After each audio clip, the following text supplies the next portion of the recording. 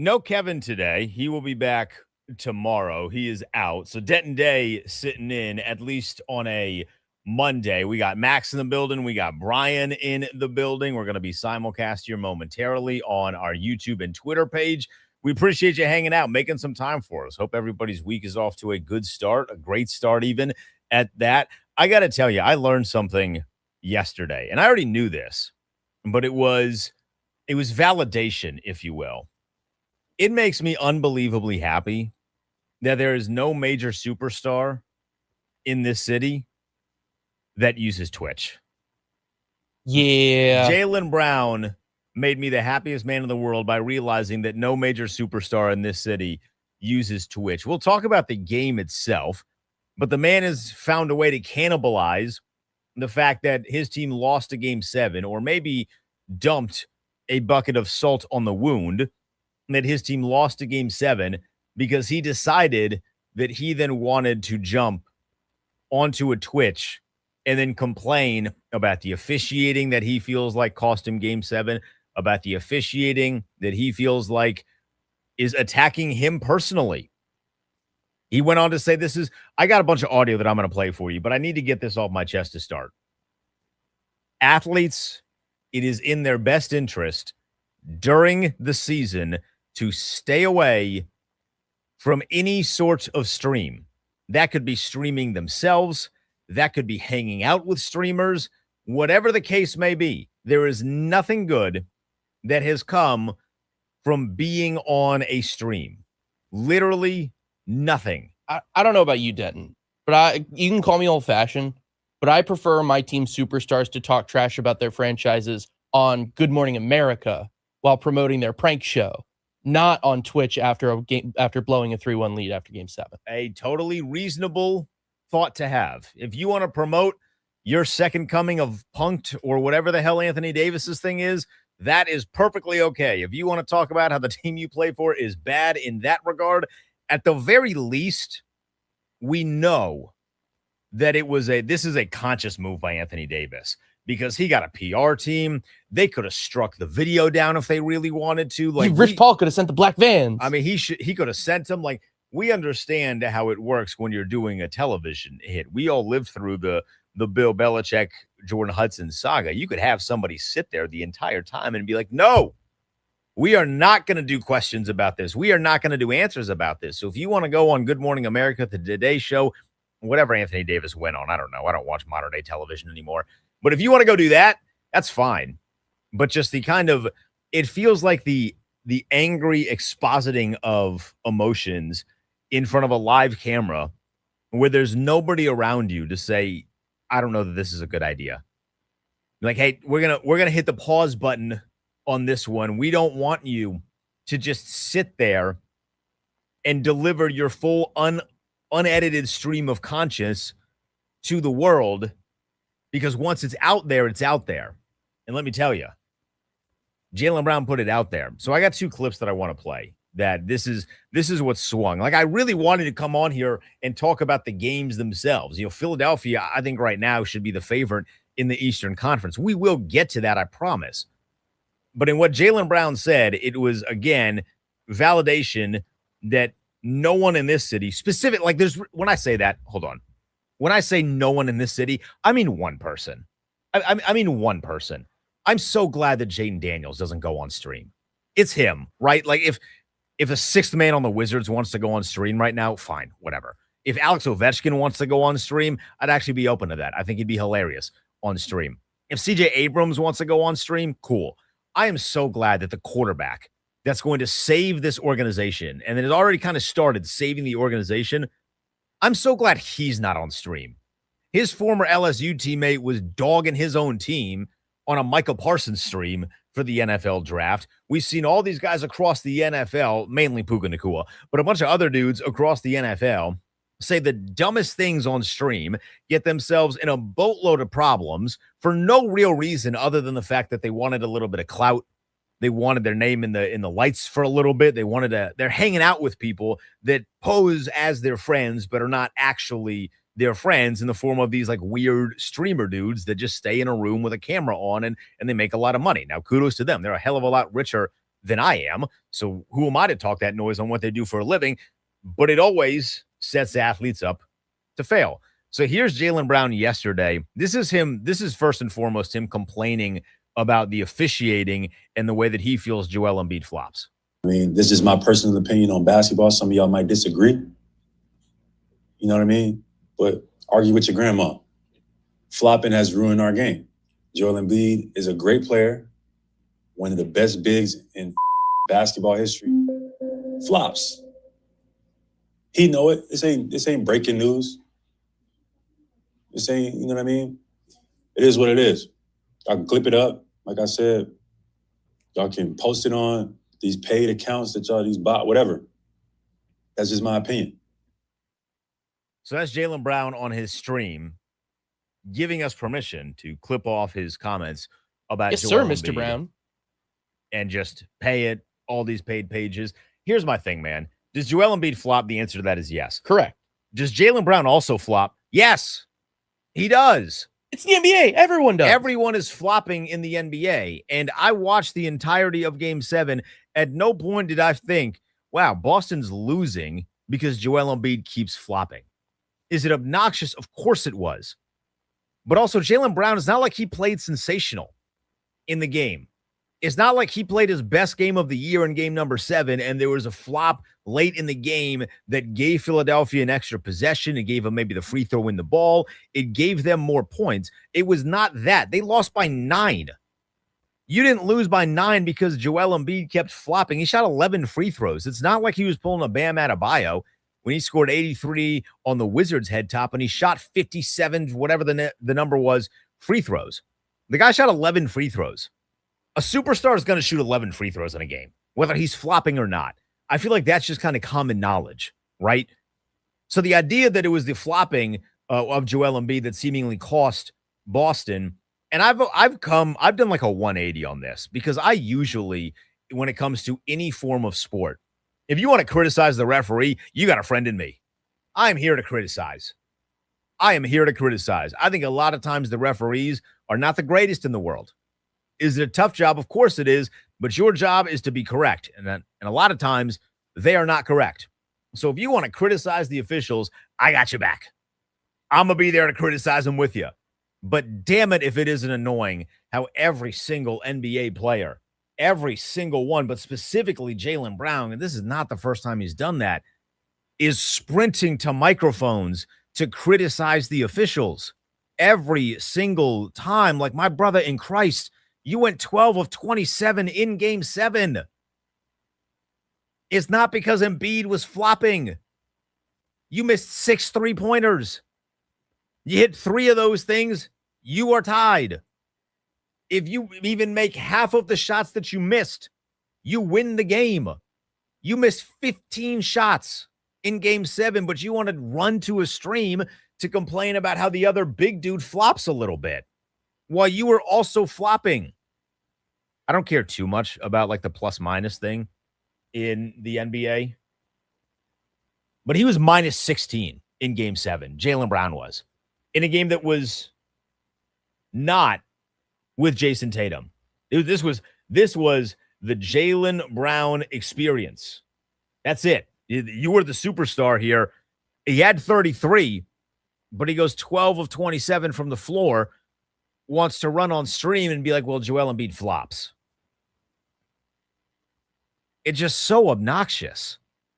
It reminds me of the time, ironically, against the Boston Celtics, when the Wizards, this was heartbreaking, it was. When the Wizards lost the Game 7, which was almost 10 years ago now, it's like 9 years, which is crazy.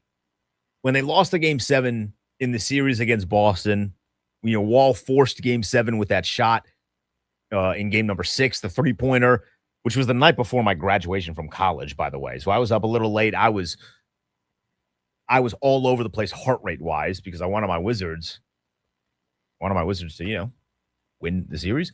Wall forces it with Game 7. They lose in Game 7. Not the greatest game from John Wall. Didn't have legs. Bench was atrocious for Washington. They lose the game. And then Bradley Beal gets up in front of the microphone and says, "It sucks. I hate losing, especially when we feel like we are the better team." And like now I can sit here and say, yeah, I do feel like the Wizards were probably the better team. Is Kelly Olynyk ever going to do that again in his life? No. Has he ever done that again in his life? No. But you just can't say that after you lose. You've got to let it breathe a little bit. You can't get up there after you just lost 4 out of 7 and say we still think we were better, because you had the opportunity to prove that you were better. And the Jaylen Brown thing, he is in that same boat, with the caveat being that his team was up 3-1. So in all of this, not only is it silly that he's out here complaining about Joel Embiid flopping, not only is it silly that generally speaking, he sprinted to a stream. Now, he said he's been doing this all year. I don't care. He sprinted to a stream after losing game 7 to trash the officials, to trash another guy in the league, to try and lift himself up in the process.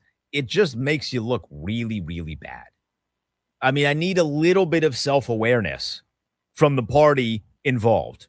Just one party. It's not every party. There's not multiple parties. It's literally just one guy that decided he wanted to turn on the camera and just go to town on why his team lost the game. There's another thing that he said, though, that I just happened to find to be hilarious. This is what Jaylen Brown said about the season and why this one was one of his favorites in Boston. And this group was a special group. I'm so proud of this group and the way we played. I wish we trusted that style of play a little bit more, but I know playoffs kind of shifted our rotations and what we wanted to do.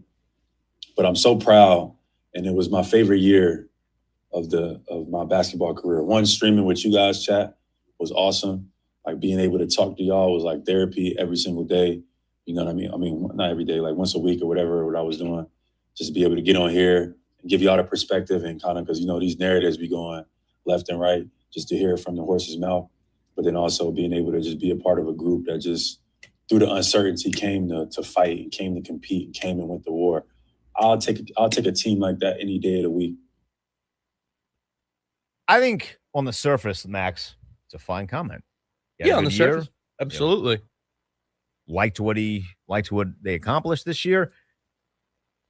It is, though, just the slightest bit of ironic for him to get on stream and say that this year was his favorite year, knowing that Jason Tatum didn't play for about half of the year. Playoffs really shifted their rotation, Denton. I mean, they really did. Who do they lose in the rotation that they might have potentially gained for? I can't quite put a finger on who exactly that would be, but I guess maybe that's just me. Maybe I'm super cynical Denton over here that wants to cause a bunch of problems to break this operation up. It's felt like that they have been on the way to a breakup for years. Then they won a championship.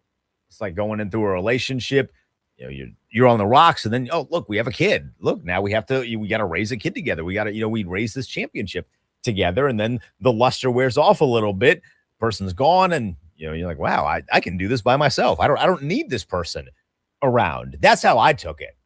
You run to the stream to be like, hey, someone was flopping in game 7. That's why we lost. And oh, by the way, this was my favorite year that I've ever played basketball. Even more favorite than when we actually won a championship. And it's largely because of the rotation that we had during the year, which the rotation that you had during the year was with you being the primary one option. And with this other Jason Tatum from Duke guy, he's just over there hanging out with his kid. He's doing his little YouTube documentary. We'll just let him be over there hanging out, having a good time. But I'm going to go over here and I'm going to ball.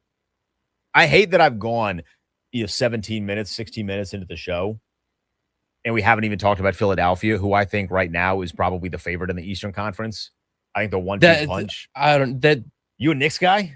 They might be, but like that's the thing. This series is going to be dialed to 10 every single game. It's going to be awesome. I'm really looking forward to it. Every single night. How about Embiid the other day saying to Philly fans, please don't sell your tickets?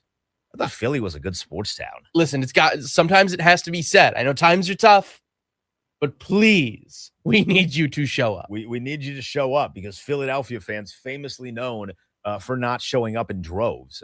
I found that to be odd. But that matchup is going to be the most fun and exciting one in the Eastern Conference.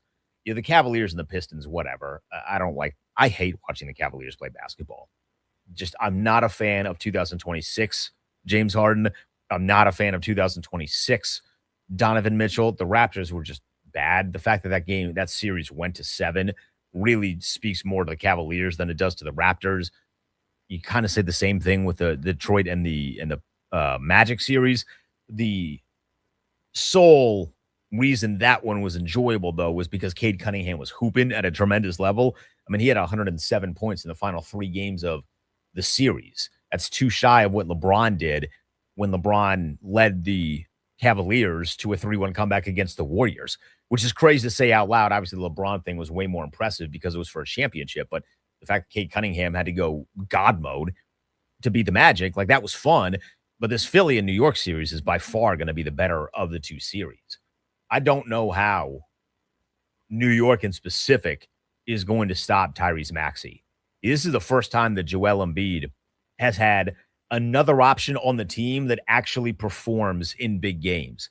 He was stuck with Ben Simmons, who didn't want to play basketball. He was stuck with James Harden, who did not want to play in game 6s or game 7s at an exceptionally high level. And this year, you get Tyrese Maxey, who goes for 30, 11, and 7 in a game number 7 to take down the 2-seeded Boston Celtics. I know there was no Tatum in there, but still, he goes for 30, 11, and 7. Joel Embiid's looking around like, whoa, is this what everybody else gets to deal with when they play in the playoffs? You get help. So you got those 2 guys combining for 64 points.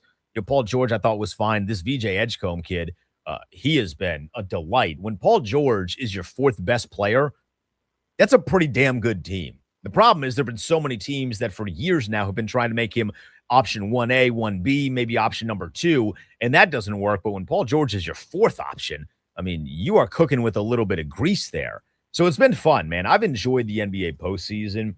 I know people kind of are iffy on the NBA nowadays, but I've enjoyed the postseason. I think it's been fun, and I think the games have been very, very fun. And I'm excited for the day where the Wizards are eventually going to be in this. Here's the problem. One of their superstars, he doesn't think that the team is very capable of winning right now. And if that's the case, if Anthony Davis doesn't believe that the team is capable of winning right now, I think Will Dawkins could end up pulling off the heist of the century. I'll tell you what I mean by that next. It's Denton Day in for Kevin Sheehan on the Team 980. Don't go anywhere.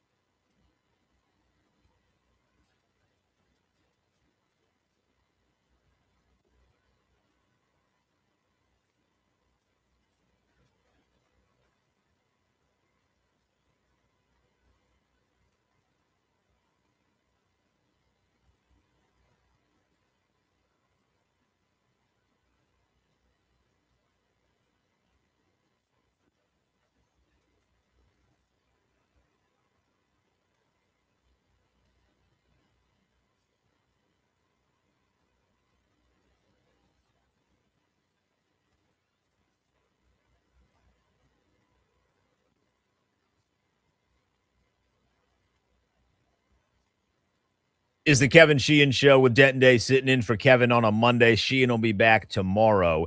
It's the Team 980. We're simulcast on YouTube and Twitter as well, so you can see my big pretty face. I did makeup this morning, so everybody come watch us on the video stream. I don't think it's crazy, but I think there's a real possibility that the Wizards could land Jason Tatum this offseason. So let me do a little bit of explaining before you judge this scenario. But I do think it's possible that they could not only land Jason Tatum, but they could also keep their first-round pick in the process. So there's a lot of moving pieces into what I'm about to describe and the picture that I'm about to paint here. But the biggest one and the largest one is this idea that has been growing stronger and stronger that Anthony Davis doesn't want to be here. And I think this stems from the way Anthony Davis was initially traded. I mean, he came to Washington with seemingly no input from him and no input from Rich Paul. And if you know anything about the way that Clutch operates in the basketball space, they're in control of a lot of what's happening. Rich Paul is a very, very powerful man. He's in control of a lot of what's happening. So Anthony Davis landing in Washington when they had no say and they had no control, I think initially already put things off at a little bit of a bad start. You continue to dive into this relationship and you start to hear some rumors and some speculation of what I just said. Hey, I don't know that Anthony Davis wants to be here. Anthony Davis is not happy about the way that things went that led him to come to Washington. He eventually comes. He smiles, right? He's in that big puffy black jacket. He's looking good. He's touring the facility. Everybody's happy, right? But I would just, for starters, I would look at the staunch different, and not to say that you have to handle everything the exact same as your star counterpart, but Trae Young gets to DC, and immediately I wanted to be here. I'm going to go to a Georgetown game. I'm going to go to a Capitals game. I'm going to, you'll see me courtside at Wizards games. I'm getting thrown out before I even play a game because I'm standing up for my young guys. I'm going to NCAA basketball games, the Michigan and Duke game. I'm going to the Elite Eight and Sweet 16 games here. I mean, Trae Young, he got to DC and then he started to live the DC experience. Does everybody need to do that? No. But I be noticing, right? One guy came here, wants to be here. The other guy seemingly doesn't want to be here. And now this week, in particular, we've gotten more and more information. You know, when one person reports that Anthony Davis does not want to be here, or that Anthony Davis could potentially never play a game for the Washington Wizards, when one person reports it, and it's a person that has a little bit of weight to their name, you hear it and you say, all right, this is something, right? I heard it for the first time when Chris Haynes said something about it, and I trust Chris Haynes. So when Chris Haynes says that Anthony Davis might not play a game in Washington, I hear that and I process it and say, all right, there might be a little bit of legs here, but it's still only one guy. But when Chris Haynes and then Mark Stein say the same thing about, hey, there is a potential that Anthony Davis does not play a game in Washington. And then on top of that, Anthony Davis is doing a press tour for his television show. I've seen one episode. It's fine. I don't know if you've watched it, Max. I saw the Draymond one. It was fine. Yeah, I saw clips of the Draymond one, and Draymond was pissed. But outside of that, I haven't really felt the need. I saw that Robert was going to be in it, and I didn't plan on watching the show anyway. But once Robert was in it, I was like, I'm good. I'm good. I don't need to watch it. I'll save myself a little bit there. But he's doing this press tour, and he's talking about how bad the Wizards are. If you look from the outside, we're a bad basketball team. Well, that's kind of mean. You do play here. That's not the nicest thing in the world. It all feels calculated. Okay, so cool. He maybe doesn't want to be here. If he doesn't want to be here, you should not want him here. Now, personally, I would love Anthony Davis here because when he's happy and healthy, he gets you 25 and 12. Now, the happy part and the healthy part are very much in question when it comes to him. But when he's happy and healthy, he gets you 25 and 12. If he is not happy and he is not healthy and he does not want to be here, what can you get in return for Anthony Davis? And I think the answer to that is potentially Jason Tatum. Anthony Davis wants to go to a winner, right? When he's doing this press tour, he is saying, I think my window is nearing its end. I want to go play for a winner. And that is an important piece of note to keep in mind when dealing with a scenario that I'm about to paint. He wants to go for a winner. He has zero leverage in that. You don't have to send him to a winner at all, right? So that's where we're going to pause it. with Anthony Davis. I want to go to a winner, but if you're the Wizards, you don't have to send him to a winner. You got to do what is best for your operation. Would it anger Rich Paul? It could potentially anger Rich Paul, but look, man, LeBron ain't coming here next year anyway, so what do we care? We are doing what is best for our operation. We're not going to bend to the will of an agent. So we're done with Anthony Davis there. Boston just lost a game 7, and they lost it in spectacular fashion because they were up 3-1. The Eastern Conference should have run through Boston. I thought they were the best team coming into the Eastern Conference, especially with Jason Tatum healthy. Jason Tatum does not play in game 7. That has to matter. But I found it interesting that immediately after the Celtics lost game 7, there were not the reports of Brown and Tatum wanting to split. It was instead, because we've heard these reports for forever, right? It's been like 10 years of these guys. Do they want to play together? Do they not want to play together? Does Boston want them together? Does Boston not want them together? I mean, they were having these conversations before they even played on the same team together, it feels like, right? The report, though, was not about those two guys wanting to separate. The report was instead that Boston could be in the market for Giannis. So we introduce a third team to the party. Boston wants Giannis. In order to get Giannis, you're going to have to move either Jaylen Brown or Jason Tatum. This is where Washington comes into play here.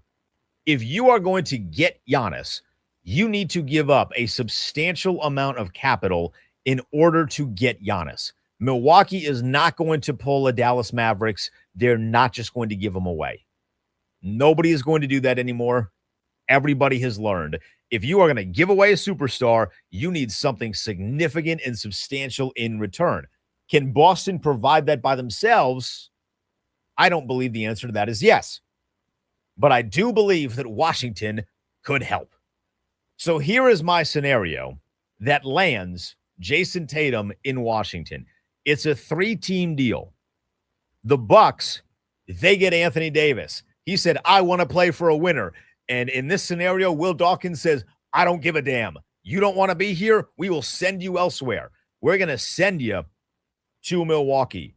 The Celtics get Giannis. So they get their guy. They are now the home of Giannis Antetokounmpo, and they likely sign him to a big, massive extension to ensure that he is always going to be in Boston. He gets to go play in a big city. Boston gets Giannis. The Wizards, they get Jason Tatum. So the Bucks are also going to get the 2026 first-round pick of the Celtics, not the Wizards. The Wizards are keeping their 2026 first-round pick in this scenario. You get a 2027 first from both Washington and Boston. So you get 3 firsts for Giannis. You get Anthony Davis, who you were then going to take off of your books in a year. You get him for 2026-27. He has a player option the following year. If he is going to do this whole big song and dance about, hey, I want to win, I want to compete for championships, he's going to deny that $62 million deal and go test free agency for the first time in his career. We'll see what Anthony Davis ends up doing then. Particularly, I don't really care. He's not going to be with this organization anymore. Good riddance. If you don't want to be here, we don't want you here. See ya. So Anthony Davis is in Boston, or in Milwaukee, rather. They get 3 first-round picks. Maybe you add a few smaller players into this as well. But what makes this incredibly interesting and so fascinating is that all 3 of the players are on the exact same contract in terms of compensation. So with most big trades, you're not trading a guy that is getting paid anywhere near the same stratosphere. So you have to add other players to make the salaries work. If you just traded right now, I went to the ESPN trade machine. If you just traded right now, straight up, Davis, Tatum, and Giannis, and put them in the 3-team trade to where Davis goes to Milwaukee, Giannis goes to Boston, and then Tatum comes here to Washington, it works because they're all on the receiving end of the same money.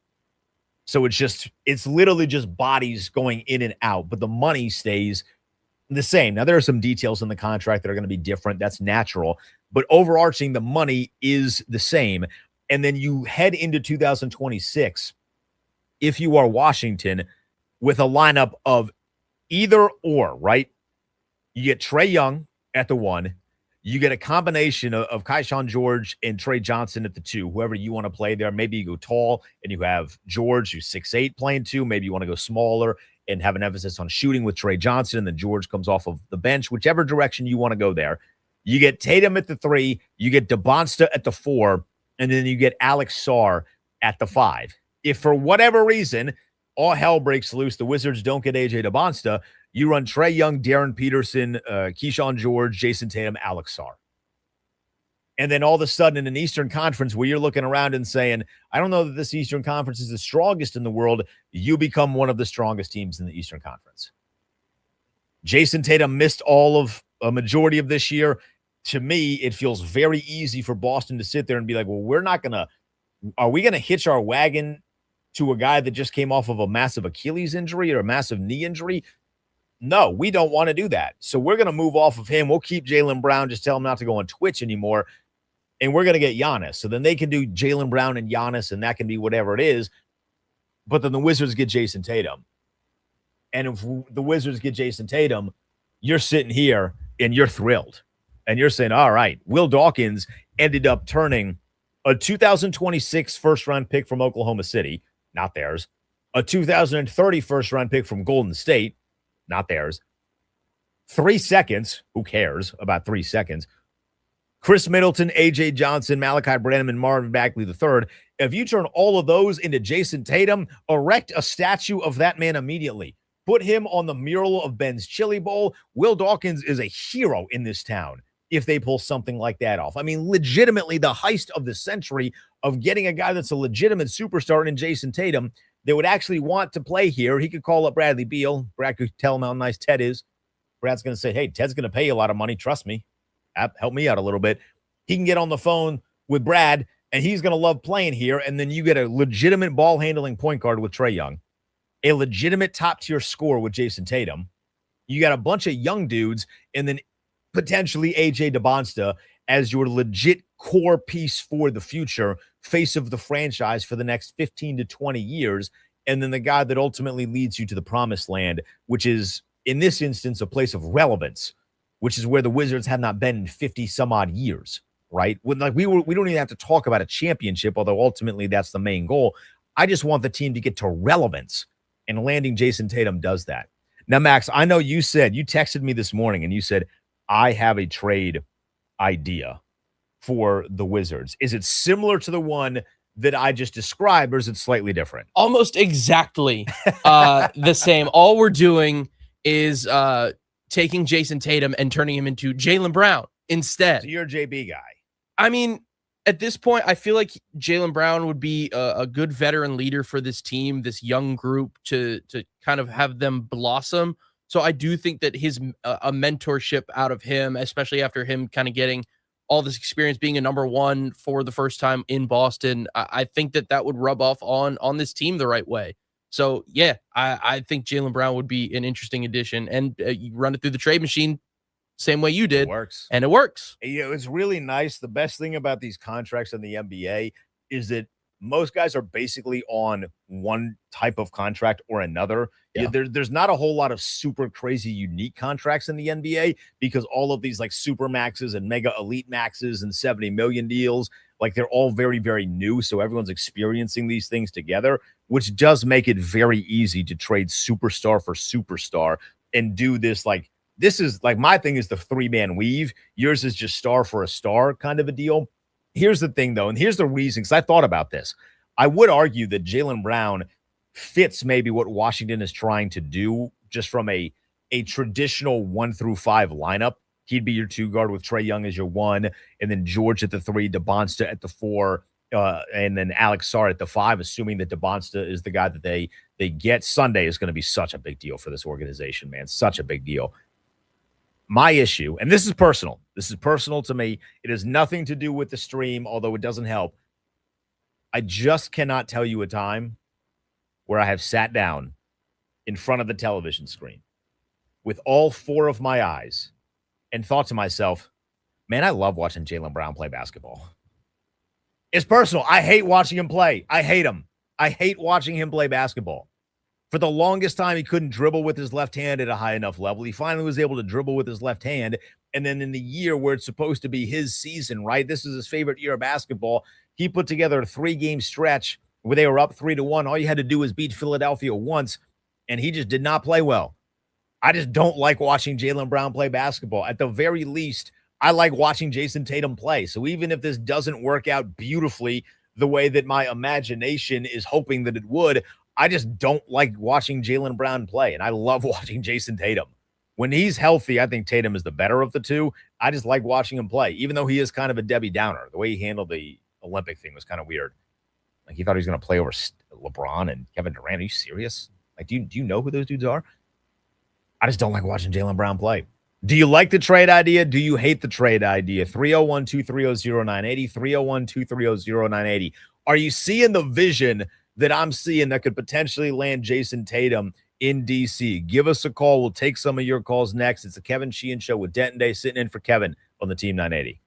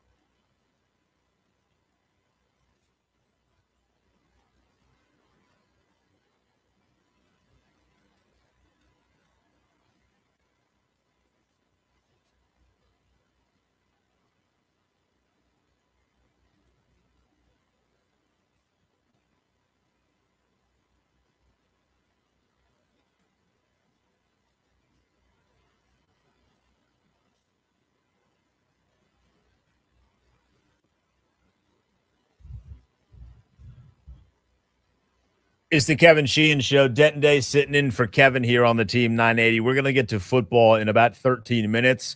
We got a poll question up on Twitter. What veteran, if any veteran, do you want to see back for Washington?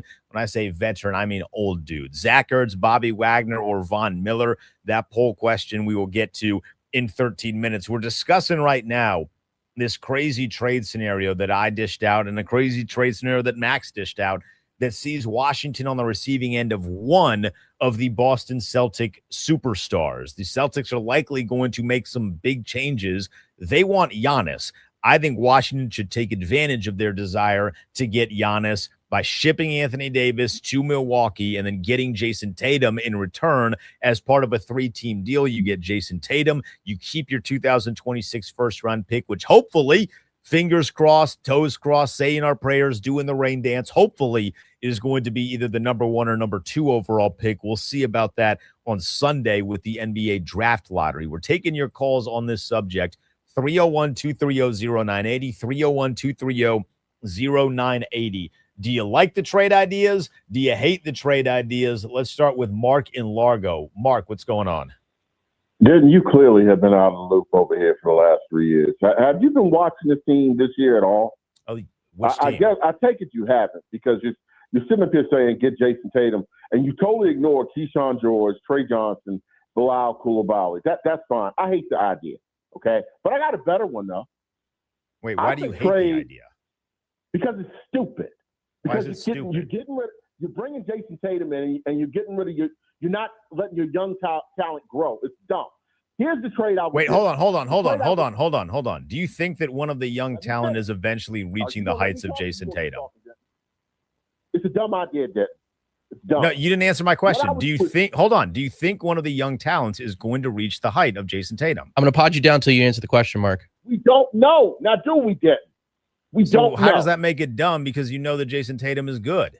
Because they look, the reason that I push push back on this, Mark, is they did this with Kevin Durant and Paul George because they thought Otto Porter was going to be awesome. And then they said, we don't need Paul George. And then Otto Porter never ended up developing, and they missed out on Paul George in 2016. Okay, that's fine, Denton. Anyway, the trade I would do would be straight up Anthony Davis for Giannis, straight up. That's the trade I would do. And you think Milwaukee says yes to that? I would throw it, because here's the deal. Denton, I'm going to tell you the reason why I say that's a better trade for Washington and a better trade for Giannis. Giannis is not going to want to go to Boston and be the ultimate big man. Giannis wants to go to a place where he could play with someone that he flourishes more when there's another big man, and you go from there. Then you would have Trey, and then the team could mature more. Jason Tatum is damaged goods with his knee. We don't know how his knee really is going to respond after everything else. Yeah, he did okay this year, but you're going to give up your youth on him? No. Who's giving up? Who's giving up youth? No. That's a dumb idea. Dumb idea, bro. All right, Mark, I'm done with you. The youth is still here. Like, I don't know if Mark was not hearing correctly. I don't know if the hearing aids are not on with Mark. I don't know what it was. The youth is still here. It's always selective with Mark. If you're getting Giannis, right? If you want Giannis to DC, fine, whatever. But you're not getting Giannis without giving up the first round pick this year. You just don't have enough first round picks to justify that. You're going to let Giannis go to Boston. If Giannis doesn't want to be the sole bait, like whatever, he can go to Boston and that can fail, and it can fail spectacularly. Who they draft is going to be the future of the organization for years to come. That's going to be their guy. DeBonsta, Peterson. I personally really like Caleb Wilson out of UNC. Whoever that guy is, that's going to be their guy moving forward. I'm not willing. You can't come onto this airwaves, lecture me about giving up on the youth, and then immediately turn around and say you're willing to give up what is potentially going to be a top 3 pick to go get Giannis, a guy that has not really done much over the past few years. He won a championship a few years ago. It was awesome. But he's proven to himself, one, he hates it in Milwaukee. And when Giannis is not happy, he makes it known. But what has he done to justify giving up the number 3 pick? You don't want to give up on the young guys in Keyshawn George and Coulibaly and Bub Carrington and all these dudes, but you're willing to give up on potentially AJ DeBonsta? Hell no. 301-230-0980, 301-230-0980. Lap, you're on the Team 980. Lap, what's up, man? What's up, Dad, man? This show is off the rails, man. I'm glad you're on the air, man. Shout out to Max too, man. That's my guy. I'm open to either trades. Only reason I kind of like the Giannis trade is because, you know, when you got a disgruntled player, just like when they did with Kawhi and various superstars that, wanted their time was up, you might can sweeten the deal kind of on your end to get it done quicker because he doesn't really want to be there. And they just probably like, we just get something for him. But it will be tricky with Anthony Davis if you don't get a pick or something in regards to it. So that's going to be kind of tricky. But I do like yours. But I would take Jaylen Brown because I think Tatum would be good with Anthony Davis. That might be a better deal. Jaylen Brown is a dog to me. Of course, Jason Tatum has a better upside. He's a superstar. I'm a little concerned with the injury, but I guess with Anthony Davis being injured too all the time, it really don't even matter at this point. But I really, because this my thing, and I was listening to you was about the Celtics series. I just wanted John Wall and them to play LeBron. I didn't care what happened in there. I just wanted to see it, you know what I'm saying, just once in the playoffs. But I'd want to see this team make the playoffs because I'm looking at some of the tiers like, can we be better than a Charlotte or Miami or Toronto or Atlanta? You know what I'm saying? Orlando. That's what I wanna be. If we could start there and just make the playoffs consistently, then we can start building. But we have a lot of young talent and we don't want to miss out on that pick.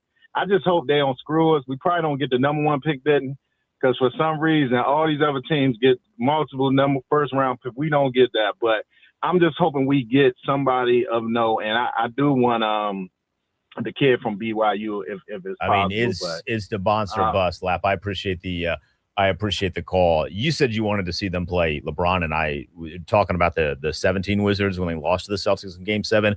I wanted to see Wall play Kyrie because that at the time, I don't know how many people remember this, but at the time there was a big conversation as to who was the best point guard in the Eastern Conference, and those were the two names. It was Wall, it was Kyrie, and you wanted to see them duke it out, and we just never got to see it in the postseason. But here's the thing with the Giannis and the Anthony Davis bit. Like, my belief is you have to convince Milwaukee and Boston that it's their idea. The reason that I threw this 3-team trade together is that Boston is sending a majority of the assets to Milwaukee in exchange for Giannis. They're sending multiple first-round picks. You are in Washington sending one, but you're sending one in 2027. If you wanted to send a later one, you could send a later one. You're convincing them that it's their idea and that you are just taking part in it. So you're going to get Jason Tatum. And both Jason Tatum and Jaylen Brown, whichever way that you want to go in this, both of them have years, plural, left on their contract, where if you're Milwaukee, you can take on Anthony Davis's contract, know that he's just on the books for this year, and then he's going to opt out of the player option. So you just get a boatload of first-round picks, and then you start the phase of rebuilding, because when you lose Giannis, you are not then trying to win. You are trying to rebuild. And I think for Washington, if you can manage to kind of almost weasel your way into those sorts of conversations, take one superstar off of the hand of Boston while simultaneously keeping your first-round pick this year, it's literally the heist of the century. 301-230-0980, 301-230-0980. Let's squeeze in one or two more of these. Andre is in D.C. Andre, what's up, man? Hey, what's up, man? I think I'm very supportive of the trade, but the likelihood of getting a number one pick, if we can't get the Bonza, I would love to get Caleb Wilson. So good. I think Caleb Wilson is going to be the second best player coming out after right there with you. The Bonza. Man, I saw him play Boozer in UNC in Chapel Hill, and the way that he has an offensive game, an offensive bag that no one else outside of DeBonsta has right now. But I'm supportive, man. I think if we can make that work, or let's do a trade, like a swap of picks. We'll still get a pick if they get the best pick, and we take the second pick. Like, take their number one. The trade for our number one is probably better than theirs. I think that might be a little bit more feasible. Yeah, Andre, I appreciate it. We'll squeeze one more in here. Fuad's in here. Fuad, you're on the Team 980. What's going on, man? Dan, what's good, man? honestly, I think we need to take a step back. AD doesn't have the leverage that he's trying to put out there. I think this is more Rich Paul and Clutch trying to control the narrative.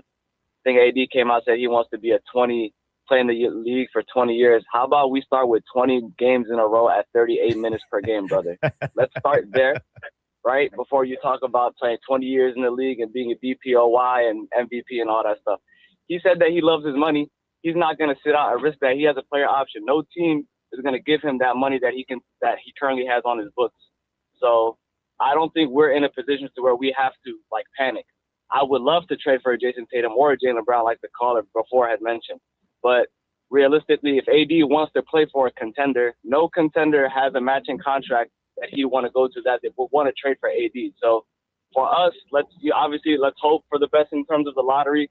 If AD wants to go play somewhere else, he's going to have to prove it on the court and get his value up. So I think, as we're just saying, we did the good thing. We're done tanking. And in terms of the other caller, I think there was a caller who said that he wouldn't trade for Tatum because of Keyshawn and Trey Johnson and Bilal. He did say that. Come on, man. Y'all got to do a better job of screening these calls before they get on the airwaves, man. That's just ridiculous. If you really watch ball this year, the biggest the piece on the Wizards that has the most upside offensively, if you really know ball, is Will Riley. He probably has the biggest upside in terms of his pure offensive game. Not a two-way player, but yeah, that's my take, man. Thanks for taking my call. Yeah, I appreciate it. Just the idea. Like, I love the young guys here. Both things can be true. I like the young guys. I'd love to see these young guys develop. Notice how I did not trade any of them or add any of them in this trade. You might lose one of the guys, but I'm not losing any of the youth here in Washington. We just don't know. I am not convinced enough to say that any of the young guys is going to be so good that they're going to be better than potentially what Jason Tatum would be bringing in here. Just because we've lived it before. The team wanted to hitch its wagon to Otto Porter instead of Paul George. Everybody was on board. They said, you know what? We don't need Paul George. We think this Otto Porter guy is going to develop into becoming a really, really good player. And it's going to be Wall, Beal, and Porter for a decade. And then what happened? He didn't end up developing into be that good player. He was a fine player, but he never even remotely touched the idea of superstar status. I'm not willing to make that mistake again when there's a much better guy that could potentially be available in the form of Jason Tatum. I'm Denton Day. I'm sitting in for Kevin Sheehan. We're going to transition into football when we get back. Could Zach Ertz play in 2026? He spoke on it. You'll hear it next on the Team 980.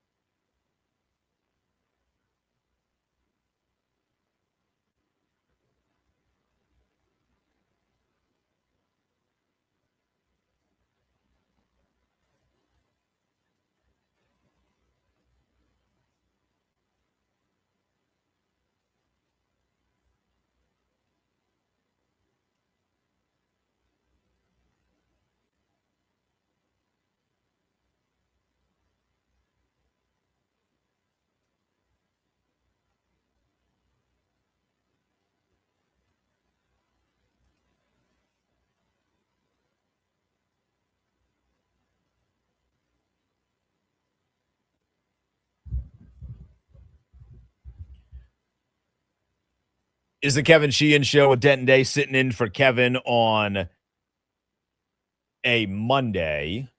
Sheehan will be back tomorrow, just needed the day. It's a busy week around the station. Today is officially Junkies Day in the city.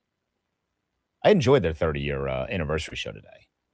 I did try and say, may the Junkies be with you to one of them, and then realized that none of them are Star Wars fans, and they looked at me like I was an alien. So that didn't go as well. You tried. I tried. I thought the nerdiness would like work, and it Not with them. Yeah, next time. We'll transition to football here. We got a poll question up on our Twitter at the Team 980. If you could take any of these or one of these three old heads back, who would you take? Zach Ertz, Bobby Wagner, or Von Miller? Right? There's an option for none as well if you want none of them back. But you can go vote on that poll question at the Team 980. The overwhelming majority right now is none. But go vote on that. I'm going to explain why this is even a conversation to begin with. Zach Ertz obviously got hurt at the end of last year. Terrible knee injury. For a guy that's closer to 40 than he is to 30, any sort of injury is always going to be bad. A knee injury is going to be even worse in relation to potentially extending your career if he wants to play more. And I actually thought that Zach Ertz had for how bad of an offensive year as the team had in 2025, I didn't hate the year that Zach Ertz had. It wasn't great, but I still felt like there was good football left in Zach Ertz. I still felt like towards the end of the year, if they wanted to bring him back, then I'd be open to bringing Zach Ertz back. And a lot of that is less so about Zach Ertz himself and more so the questions that surround Ben Sinnott.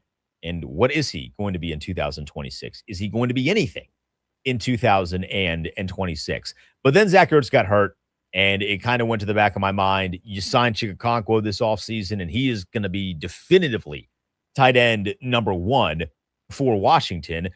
But then Zach Ertz went on a podcast this week. He went on the Ross Tucker podcast, and they were just talking. There actually wasn't a lot of conversation about his time in Washington. The podcast was only like 25 minutes, 26 minutes.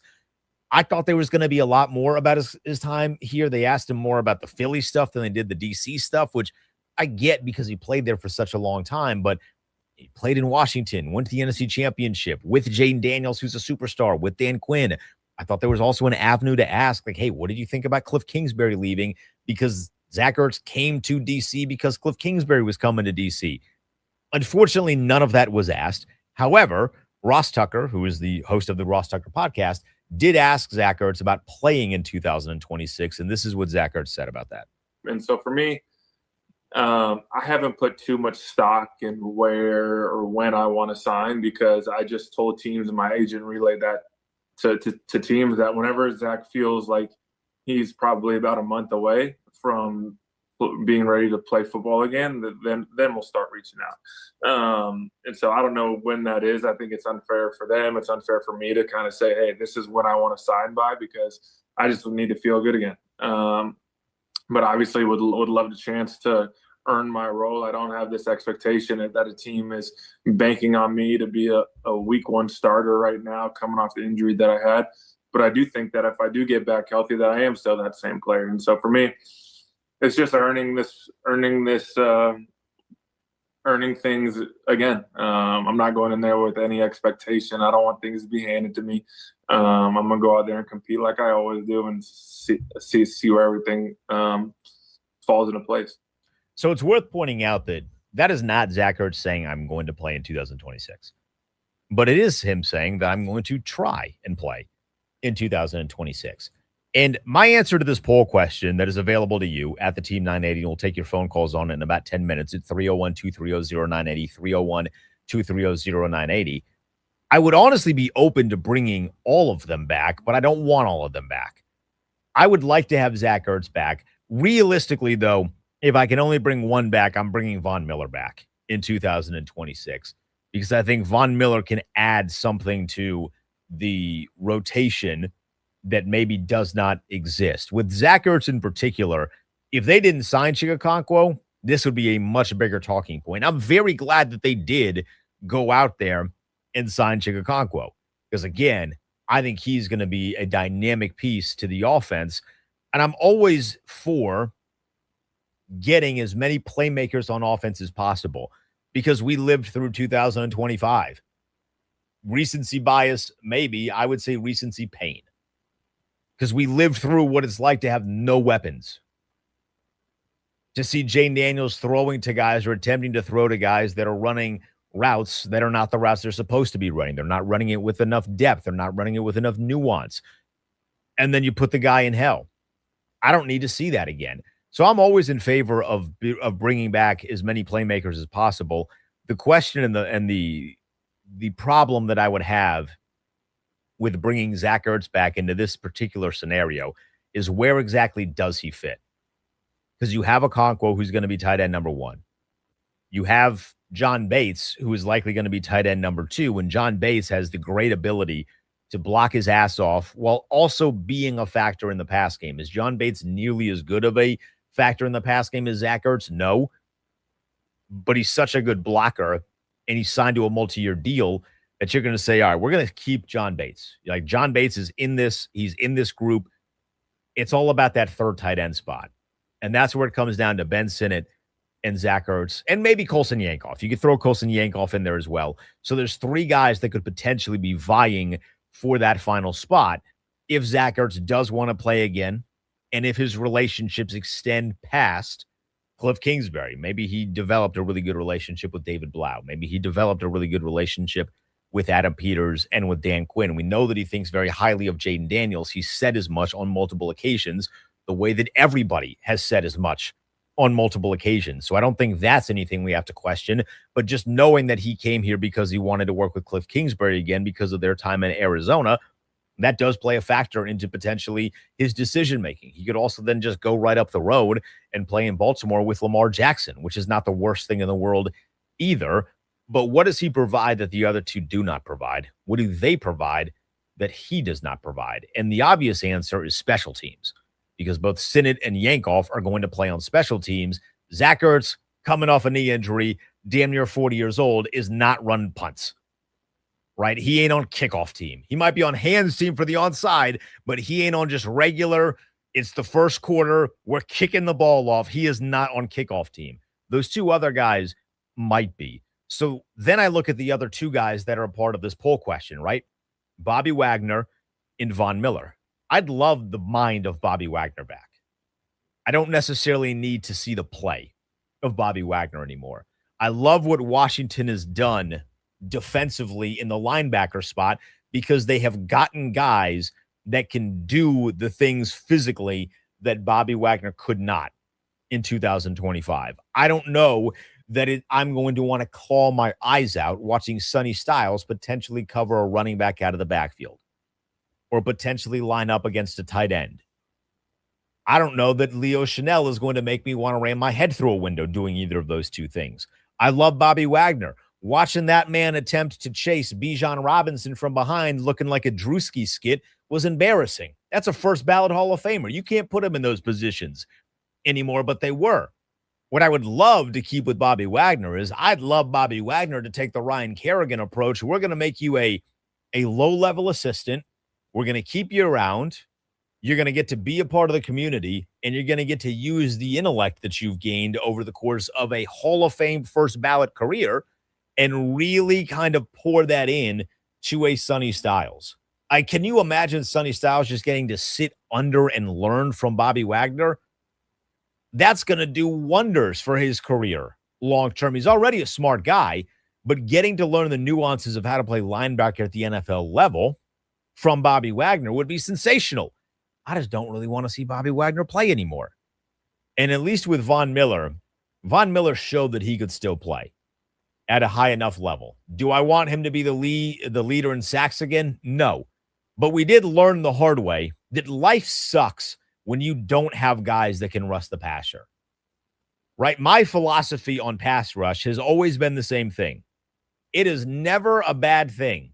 You can never have too many pass rushers. That idea is an oxymoron. It doesn't exist. There's no such thing as having too many guys that can get after the passer. But we did learn in 2025 that you can have nobody that can get after the passer. And while Von Miller did theoretically fall into that, I would love to keep him around specifically, similar to what Bobby Wagner did, but specifically to help with the young guys who are playing the position. Joshua Joseph's out of Tennessee. They really like the upside with him. How can you capitalize off of that upside? The bend, the arm length, some of the elite traits that you can't coach. Well, you parallel that with some of the things that you can coach, right? Have them work out with a Von Miller. Have those dudes practice together. Have Von Miller be the veteran for a guy that you drafted in the 5th round pick. Worst case scenario, a 5th round draft pick doesn't work. Oh, darn it. Your expectations for him aren't even that high. Best case scenario is that the 5th round pick learns from a Von Miller. Von Miller still gets you 4 or 5 sacks at a far reduced rate snap count wise from what he played in 2025, but he still gets you 4 to 5 sacks. And then you take this 5th rounder that you had no expectations for. He learns, he grows, and he develops into being a dynamic pass rusher that could end up being a guy that is around for years to come in this organization. I'm not going to sit here and say that I think Joshua Joseph's 5th round guy out of Tennessee is immediately going to be one of the best defensive ends in football because he learned under Von Miller. I'm not going to say that. But he could end up being a guy that could routinely get you 6 to 7 sacks as a rotational piece. And if that's what you end up drafting in the 5th round and you're getting 5 to 6 to 7, maybe 8, maybe you get like a weird 12 sack season in there at one point over the course of his career, that's a big time win. And it's fulfilling the depth on the defensive line. They know they stink on defense. The draft told us that. Our eyes told us that. Body language told us that. Like, they know, we know, everybody knows. Defensively, they were awful in 2026. If keeping Von Miller around helps the defense get better, then I'm very much in favor of keeping Von Miller around. But I'm good on Bobby, and because Zach Ertz doesn't play special teams, I'm good on Zach Ertz. But I do think there's a lot of pressure on Ben Sinnott. I don't know that I'd be going into training camp thinking that his position on the team is 100% set in stone. It's not about giving up on guys, but eventually in year number 3, you're going to have to develop. We can't just keep you around for forever.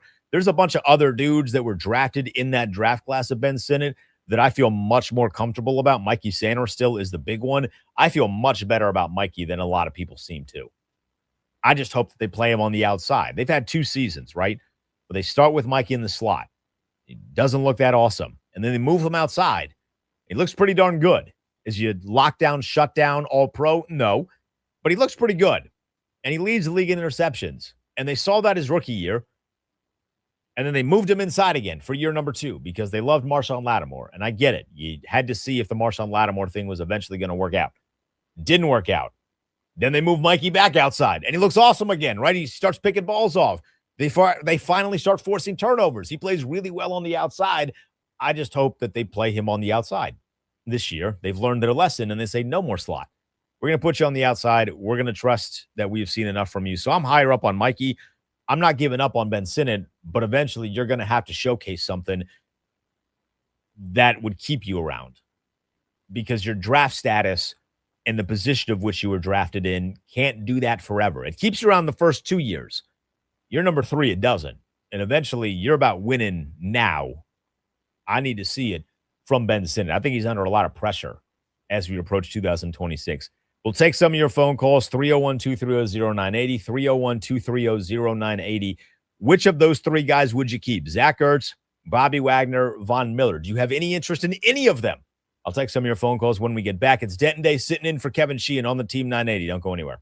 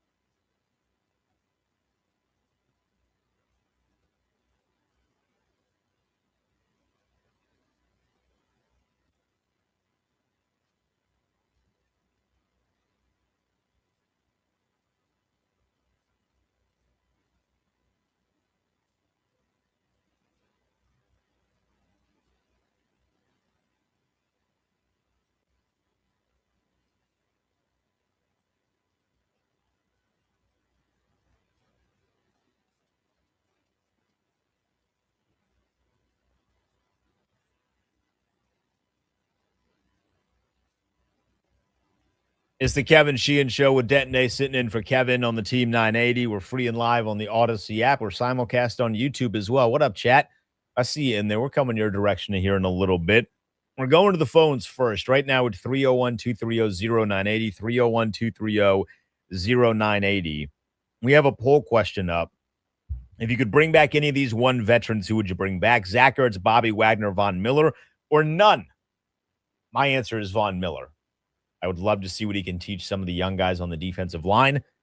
I think that would really benefit Washington for years to come. But what say you? 301-230-0980. Let's start in Silver Spring. That's where Chris is. Chris, what's going on, man?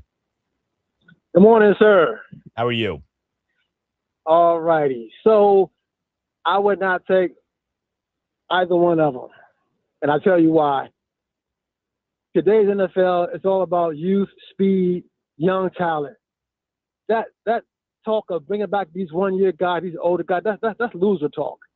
Those are the teams that don't have long-term success. And I'm looking for, them to build toward the future. And I got to say this while I got this opportunity. Dan Quinn is on my watch list, and I'll tell you why. Oh. No, check it out. So after they went to the playoffs and they had a spectacular year, I saw I saw Bobby Wagner deteriorating before my eyes. I said right then and there, after that year, I would have released him or cut him. I would not have brought Bobby Wagner back then because he was a liability in space then. But Dan Quinn held on to him. So the reason that he's on my watch list is because I know Dan Quinn can coach. I know he can coach experienced players. I know he can coach talented players. But I don't know that he can coach young talent, that he can cultivate young talent and bring those young guys up and he's a teachable coach in that aspect. I know he can coach older guys. I've seen him do it. He's great at that. But he's on my watch list because I'm not too sure as far as him coaching up young talent. Coaching up young inexperienced talent. Can he bring those guys along? When I see that, and I'll put more stock in Dan Quinn. Right now, he's on my watch list. I'm out. Chris, so I will say the second half of your call was a lot better than I thought it was going to be. I don't know that Dan Quinn is on the hot seat by any stretch of the imagination. And in fact, I would very much push back on the idea of Dan Quinn being on the hot seat solely based on how everybody still talks about him, right? Like if a coach is really underwater or really on a hot seat, guys are not that afraid to come out swinging. We saw that at the end with Ron Rivera. We also kind of saw that with Eric Bieniemy. At the end, guys were very quick to say, I did not like what was happening here. And we haven't seen that with Dan Quinn. However, the second part is where you kind of made, where if you were making an elevator pitch, you hooked me. Dan Quinn did have an issue not playing young guys last year. And Bobby Wagner is the prime example of that. At tight end, didn't really have a lot of options. The Ben Simmons thing wasn't working. At defensive end, you had no options. You were scrounging for bodies to play at that position, so you had to play Von Miller. Jordan McGee was there. And it felt like it took forever before they decided we should get him on the field. They finally did at the end of the year, but damn it, it took forever. So I can kind of pick up what you're putting down there, being like, all right, there was something weird going on there. I don't know why they decided that Bobby had to play just shy of 1,150 snaps. That's a real number. If you go to Pro Football Reference right now and look at snap counts, Bobby Wagner played in 2025 1,132 snaps. That cannot happen. And in my scenario with any of these guys coming back, none of them are playing that much. I would love to see Dan Quinn, to your point, be better with the young guys because he was so good with the young guys in Seattle. But I fall victim to this. I feel myself constantly going back to those Seattle years and being like, well, look how good he was here. Like, man, that Seattle defense, I'm 30. I almost said I'm 25. I'm 30. That's the best defense that I have seen, the Legion of Boom defense. I was a little too young for the 02 Bucks. I was definitely too young for the Ravens, and I was not even a thought in anyone's mind in 85 when the Bears were playing. But that LOB Seahawks team was the best defense I'd ever seen. That was also now almost 15 years ago. So I think you're right. I think I would love to see Dan Quinn be a lot better coaching the young guys versus the experienced guys. We shall see, though. I don't think they're going to have a problem with it when it comes to their newest linebacker in Sonny Styles. Let's go to Kevin in Clinton at 301-230-0980. Kevin, you're on the Team 980. What's going on? Hey, how you doing, Dan? I'm doing good. I just want to say, man, it's a pleasure to meet you, man. Hey, this is the Kevin from Clinton. This is the Kevin from Clinton that you got my hat from Cakes that day that he didn't like. Dude, I love that hat. I couldn't believe he gave me that for free. I love that thing. And if you want one, man, I'll leave my number with you, man. Anytime you want one, you got one, man. I just appreciate you loving the artist that my cousin and me made up. Absolutely. I appreciate it.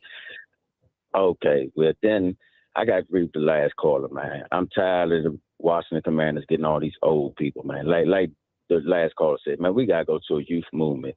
You know what I'm saying? Let Dan Quinn coach up some young talent, man.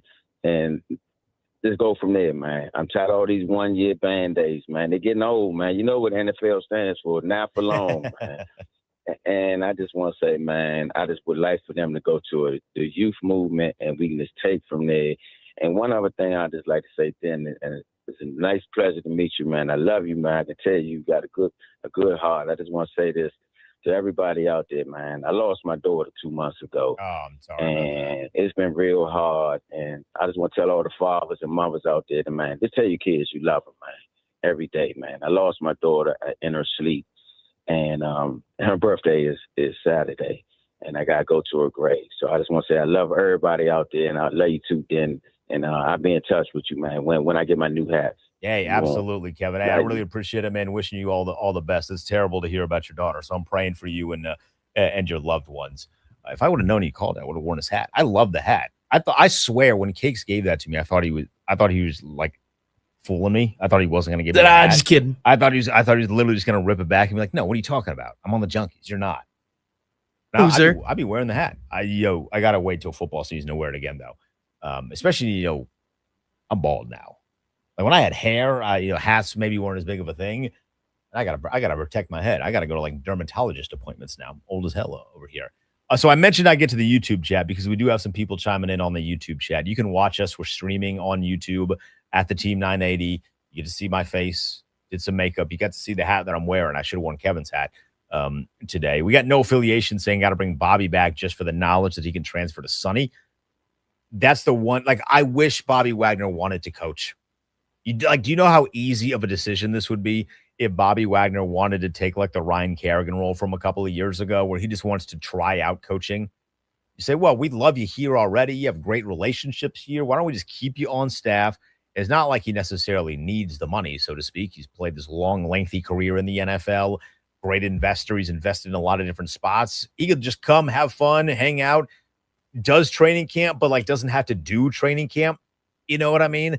I can only imagine what it's like to go from training camp as a player to transitioning to training camp as a coach. You don't have to do any of the physical stuff, right? Like, you still got to get up early, but most of these people are getting up early anyway.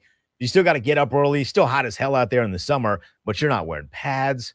You're not wearing a helmet. You get water whenever you want. You ain't got nobody yelling at you, telling you no water now. Like, I can't imagine what that would be like. So I would love it if Bobby makes the transition to coach and is just around, because he has such a deep well of knowledge for how to play the game and the relationship that he could form with Sonny Styles, and then to watch Sonny Styles flourish with his athleticism and with his capability of things that he can do playing the linebacker position, and the versatility that he gives you on a defense playing the linebacker position would be nothing short of fantastic. So I would love to bring Bobby back from a coaching perspective.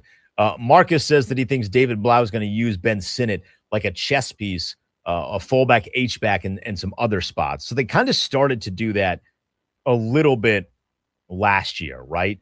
Like, it felt like he was lined up in the backfield. It felt like he was running routes out of the backfield, kind of similar to what we have seen Kyle Juszczyk be in San Francisco for a number of years, where you're not getting a lot of touches, but you're making them count. The problem is we just need to see that a little bit more.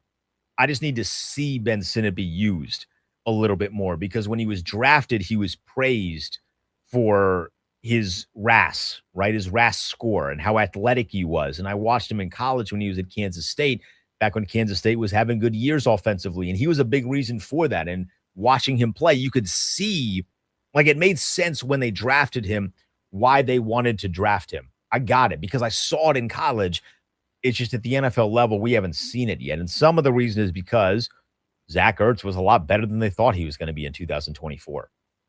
But there was no reason why he shouldn't have been a larger focal point in the offense in 2025. You had Ertz hurt. You had a bunch of, really for a majority of the year, a bunch of nobodies running routes on offense. You had been there for 2 years. Like, this was year 2 in that system. There was no reason why he should not have transitioned into a role where he was way more productive and way more of a piece on offense. And instead, what we got was 11 catches for 114 yards and a touchdown. And I need a little bit more for his career. In 33 games played, he has 16 catches for 142 yards and 2 touchdowns. I hope that David Blau can do something there. I hope that they can scheme up Ben Sinnott to get him open, because this is very much going to be about David Blau scheming guys open, which, by the way, if that doesn't excite you, I don't know what does. Because when you watch a bunch of the great offensive teams as of late, they've schemed guys open with putting guys in position that are great route runners and just using sleight of hand in certain areas. Now, imagine what that would look like when you're scheming guys open and you also have a guy at quarterback that has the potential to be elite. Like, we watched Jared Goff throw for thousands and thousands of yards because Ben Johnson was scheming guys open. Jared Goff average as hell, bro. Like Jaden Daniels, we saw when those two guys played in a playoff game, when it was really about who has it and who doesn't, one of the guys had it, and he plays on this team, and Jared Goff didn't. But that dude was throwing for like 5,000 yards because you're just scheming guys open. So what is that going to look like when you're scheming guys open and have a great quarterback? If that doesn't excite you, I don't know what does. The thing with Ben Sinnott, though, is that he blocks his ass off, man. And I see some more guys in the comments, no affiliation on our YouTube stream, saying Ben Sinnott with Bates and with Chig, get them all on the field like a 13 personnel kind of a deal. You got an athlete in Chig that can go catch the football. You got athletes in Ben Sinnott who theoretically can then go catch the football if you want to take a play action approach, or they could also just move bodies and just dominate the line of scrimmage. So whether it's Bill, whether it's Rashad White, whether it's Katron Allen, who, by the way, love Katron Allen. This is my first time back on the air since Katron Allen got drafted here. Love Katron Allen. He's going to be a dude. Just moving bodies, though, at the line of scrimmage, that's hard not to be excited about, right? So you can chime in on this. 301-230-0980, 301-230-0980. The premise of this conversation is, do you want any of the veterans back? The only guy that I would really like to bring back is Von Miller. I'm good on Ertz. I'm good on Bobby on the field. Maybe you feel differently. Maybe you want none of these dudes back. We can also transition this conversation to the Ben Sinnott thing, because I don't know what his role is going to be. At a guy that's only had 142 yards, maybe there is a big jump in 2026. I mean, literally, it's hard to not have a jump when you have 142 career yards. When you have 11 receptions in 16 games for 114 yards and a touchdown, like almost anything would be considered a jump over that. But maybe that's the direction you want to go. 301-230-0980. Ben Standing is going to join us at 12. Sean Devaney is going to join us at 12:35, talk a little bit of NBA playoffs. We will also have a little bit of hockey talk in our third hour. It's Denton Day, sitting in for Kevin Sheehan on the Kevin Sheehan Show right here on the Team 980.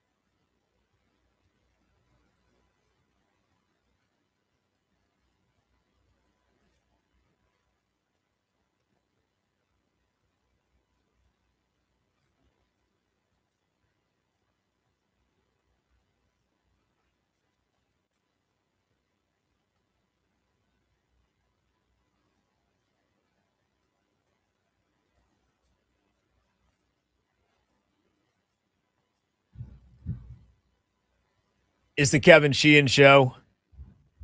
Denton Day sitting in for Kevin here on the Team 980. Sheehan will be back tomorrow. We got Ben Standy coming up in 15 minutes. Talk about the Commanders with him. I might run my Jason Tatum trade by him too. So if you missed that earlier, you want to stick around for that conversation. Sean Devaney is going to join us in a little less than an hour, get his thoughts on the NBA playoffs. We could potentially have Anthony Edwards back sooner rather than later for Minnesota, which is incredibly exciting. But right now, our conversation at 301-230-0980. You can get at us on YouTube as well. We're streaming live on YouTube like we do each and every day at the Team 980. You can tweet me at the Denton Day your thoughts on if you would like one of the three old head veterans back. Zach Ertz, Bobby Wagner, Von Miller. This stems from a conversation Zach Ertz had with Ross Tucker, citing that he would like to recover from the knee injury that cost him the final few games of last year and potentially play again in 2026. He just did not say where he would be playing. Would you like that to be here? 301-230-0980, 301-230-0980. Daryl is in Columbia. Daryl, what's up, man? You're on the Team 980. My call, man. I tell you, man, Bobby Wagner is the dude still, man. You know, he's a good player that we had some horrible coaching, man, with Cliff and the defensive coordinator. I can't wait. I would love for him to come back. If he doesn't come back, Dallas is going to steal him. Dallas wants him, and Dallas just now signed C.J. Johnson, a very aggressive defensive back. I'm telling you, if the Cowboys, they got an eye for talent, and if they want him, he still got some game, man. This guy has made over 100 tackles in the last 10 years, and he's durable. Jordan McGee, man, hasn't shown he can't even get through training camp without getting nicks and bruises. You know, Madrano hasn't showed anything, but again, that was bad coaching. But to see Luvu and Chanel and Bobby Wagner and Styles, you let Styles pick up a running back. You know, you scheme the defense and have Bobby for the run. But man, this guy has made over 120 tackles a season and hasn't gotten hurt.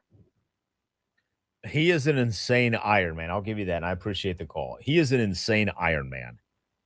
You know, from a tackling perspective, he has nearly 1,200 tackles, and that is amazing. I will tell you, my favorite part of that call was when you mentioned the Cowboys. And you can't see this. You can kind of see it if you're watching on YouTube, but you see like this backpack here. That's my backpack. Right next to that backpack is this nice wall. There's glass. On the other side of the glass is where our production crew, we got Max, we got Brian, are sitting. Brian, we love him. He's a Cowboy fan. And when you mentioned that Bobby Wagner to the Cowboys, I could hear Brian on the other side of the glass vehemently say, no, absolutely not. So I don't know that Dallas is going to be in the market for Bobby Wagner. I would also be quick to point out that if Dallas was in the market for Bobby Wagner, they could have signed him already. Like, he is available right now. So if anyone is in the market for him, all they have to do is put pen to paper, although he is likely doing the old guy thing, which is if I don't have to do training camp and if I don't have to do massive amounts of OTAs, I don't want to do training camp and I don't want to do massive amounts of OTAs. He's approaching 36, maybe doesn't want to be out there in this sweltering August heat that comes in the DMV. I mean, you only got to be here for one summer to know that sucks, let alone at this point, this would be 3 for him. So I don't know. Maybe he's waiting there. I just don't know that I need Bobby because of how deep the linebacker room is. Like you mentioned, 4 linebackers there. I don't know that there should ever be a scenario where there's 4 linebackers on the field outside of very rare goal line scenarios. But in just like a normal 1st down and 10 from the 26 or something like that, I don't know that I ever want to see 4 linebackers out there. Styles gives you versatility to make that at least a little bit of a thought, but I don't need to see that thought become an executed thought. Let's keep taking your calls. 301-230-0980, 301-230-0980. Chris is in Delaware, wants to weigh in. Chris, what's going on, man? You're on the Team 980. Hey, Denton. Thanks for taking the call. Of course. All right, I'll save everyone the suspense on Ertz. That's going to be a hard no. We all saw his knee go in all the different directions. That guy is not coming back to play at any level that's even resembling the lowered level that he played at in the later part of his career. He played well and he can catch, but he ain't running around on an NFL field. I'll say this to Wagner. He is, the other caller and everyone else has alluded to it, we don't have another linebacker that, has over 100 plus tackles like that on this team. And at this point, I don't care how deep the linebacker core needs to get. We have now invested a ton of money and a number one pick in the linebacker core. I want those guys to be as reinforced and as coached up as possible. And if that means Bobby Wagner's on the practice field and not getting that many snaps on game day, I'm all for it, because those guys can only learn from Bobby Wagner. And the same thing goes for our defensive line, because rotational position, I would love to see Von Miller back. When he was in, he was mostly productive. He wasn't in that much. But all of the guys that we have invested money in on the defensive line can learn from a guy like from Von Miller. So I want to see both Wagner and Miller, and I'll say absolutely not to Ertz. Best of luck. Thank you for your service. That's what I'll say to that. Chris, I appreciate it, man. That's a great call. My only issue with what you said there was, like, if that's what you're going to use Bobby for, just have him coach. Because at that point, like, you need to fill the roster out and you'll be taking a roster spot. At least Von Miller, in my wacky scenario, at least Von Miller could potentially play a little bit, not a lot of it, but a little bit. So I'd be a little bit more open to him, whereas I don't need to see Bobby on the field anymore. I literally just want his brains and the things that he could teach the linebackers that are currently on the roster. Ross is in Tampa. Ross, what's up, man? Hey, yo, D-Day, hear your voice on the 980 airwaves, buddy. I appreciate it, bro. Real quick, man. So a casual fan will call in talking about, I think Bobby Wagner should just sign to the practice squad and just sit on the sidelines and coach the younger talents. Dang. Where they have no idea that's not how it works, man. But football, like I know football. Unless you are just absolutely wreaking havoc like a Myles Garrett or a Sauce Gardner in his prime, if you don't hear your name called, no news is good news. I never heard Von Miller's name being brought up for any bad reasons last year. You know what I'm saying? It was Wagner as a coverage liability. Zach Ertz at this point in his career, like I told Max, he's just about as agile as my granny. And I don't really care for that. So what we can do is we can bring back Von Miller, because you just can't have too many pass rushers, man. You just can't have too many pass rushers. And I'm going to leave out on this one. So in terms of the big four sports in the country, it's Washington Capitals, Nationals, and Redskins all day. But NBA, man, I'm hoping them ping pongs bounce in favor of the Pacers, man. I think Devontae should probably come to the Indiana, man. No. I talk a little trash on that one. No, Ross. Everybody going to come back off injury? No. I don't need that. No, you guys can have Darren Peterson. You can have Cam Boozer. Leave either DeBonsta and or Wilson to us. You guys were just in the finals like last year. We don't need that. No. It'd be a nice little piece for the healthy return of starters, man. I love it. I appreciate it, Ross. Be good, my Big friend, and stay away from the Fed when you're watching wrestling. All right, Paulie, we'll squeeze you in here for one final call here. Paulie, what's up, man? Let's go, Knicks. That's the Pacers, man. What are you talking about, baby? Oh, God. Are you worried about Embiid and Tyrese Maxey? I ain't worried about no Embiid, man. we took them down 2 years ago when they was healthy. You know what I mean? All they added was playoff P. That's playoff P. Let's go Knicks, baby. We a whole different team. We a whole different roster. But look, man, I'm gonna go with my man Richard Pryor on Brewster's Millions. None of the above. You know what I mean? They old, man. They done passed. You know what I mean? Our time is now. Bobby Wagner, man, people talking about he's a great tackler. He tackles in the tunnel. He can't run sideline to sideline no more. And that's part of the problem with the run game. Not just about the inset and the edge. The inset, the edge, the back has got to be able to get to the edge. Bobby can't get to the edge no more, man. You know what I mean? Von Miller, listen, he played too much last year. Really, honestly, he did. He played too much last year. He had a little juice in the tank, but most of his sacks came when it didn't matter. You know what I mean? So I ain't dealing with him, man. We got pass rushers. Yeah, you can never have too many pass rushers, but also, man, you bringing in these players, these old players back, you're stunting the growth of the young players. This coaching on the field thing is some BS. The only way you learn is by playing. Right. Only way you get better is by playing. You know, Zach Ertz, listen, we don't know where his knee gonna be at. Maybe somewhere towards the middle of the season or whatever, and we got some injuries at that position or whatever, and they want to bring him in. You know, that's cool. If he's healthy, you know, you want to bring him in, put him on the practice squad, you know, or whatever. And if he got to fill a role, I think he's the only one that can fill a role because there's nothing like a crafty veteran receiver who knows how to get open. You know, so but really none of the above for me, man. It's time to move on with the youth movement, man. And none of these guys are historical Washington football players, Redskins commanders anyways. Right. I can see if we was talking about London Fletcher, you know what I mean, or Jordan Reed, you know what I'm saying, or Ryan Kerrigan, where everybody we kept him a year too late, too long. You know what I mean? So I can see if we talk about some nostalgia players, but these are players who did their work on other teams, man. It's time to move on, move forward. Let's go Knicks, baby. Hail to the W. Thank you, Paulie. You know, Paulie had mentioned something that I then wanted to go look up while he was speaking that just makes my heart sour a little bit. So Von Miller played 420 snaps in 2025. That's 36.8% of snaps. He played 12 snaps fewer than Johnny Newton did. Dude, what? You want to talk about another guy that's going to be under the microscope massively in 2026? When they drafted Johnny Newton, everything they said was, we got a first-round guy in the second round. We had a first-round grade on him. It's just the injury to the foot. But once he's done with the foot, he's going to be awesome. We're going to build out. We're going to have this super crazy rotation of Allen, Payne, and Newton, and it's going to be the monsters of the middle and all of these things. And in year number 2, he's playing 12 more snaps than old Von Miller. Ugh, brutal. Like reading snap counts really does hurt your feelings at times because you see that like Jonathan Jones played more snaps than Johnny Newton did. Trey Amos played way more snaps than Johnny Newton did, while Trey Amos didn't play like half of the season.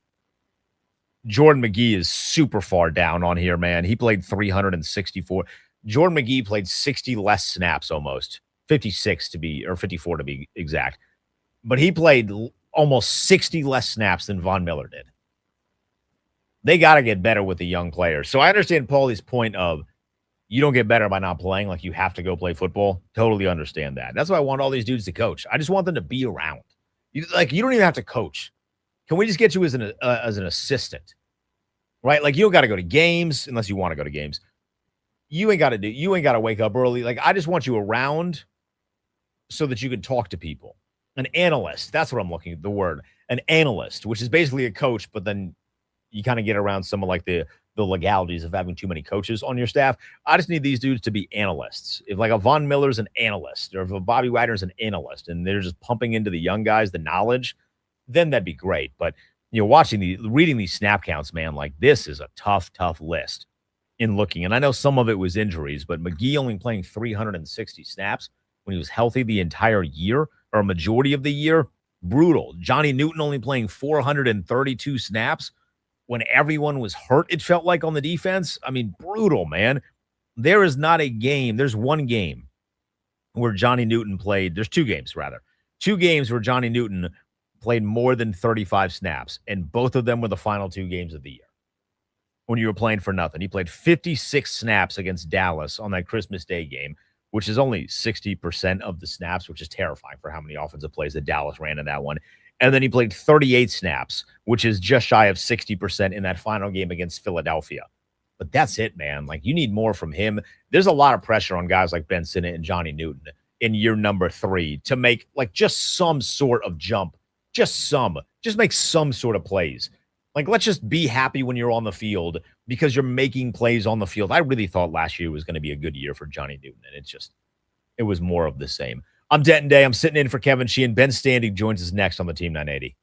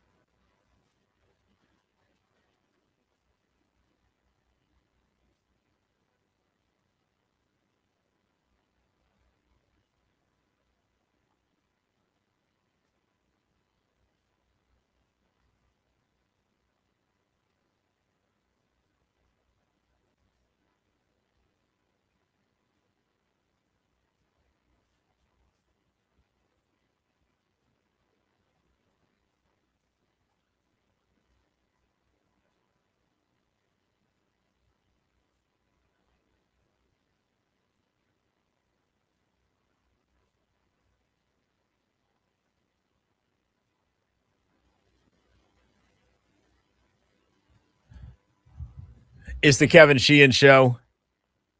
Denton Day sitting in for Kevin here on the Team 980. Kevin will be back tomorrow.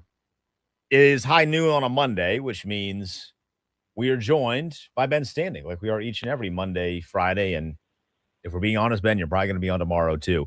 But I appreciate you making the time nonetheless. It's been now a little over a week since the draft dust has settled. There's been a lot of people judging Washington's draft. You and I have not spoke about the draft since it took place. What did you think of it? Do you have a favorite pick outside of maybe the Styles pick that you think could be a guy that ends up getting some really good snaps early on for Washington? Yeah, Denton, it was a pleasure to chat with you. Yeah, I mean, look, I think it was fine. I mean, it's like obviously it's cool to get enthusiastic about the top guy and maybe the top two guys, but when you only have 2 picks in the first 4 rounds, it's going to be a little bit muted in terms of the level of enthusiasm. I think they've hit almost all the positions of need. Obviously, they didn't get like anything in the secondary, but again, you can't do everything. So I thought it was overall pretty good. Considering, I guess I'm intrigued by. I guess I'll say Katron Allen, the running back they took in the 6th round, just because. Look, as fun as Bill was a year ago, and I have high hopes for him now, as I think the team does. It's not like it's John Riggins or something. We'll see. I mean, Bill was a 7th round pick a year ago.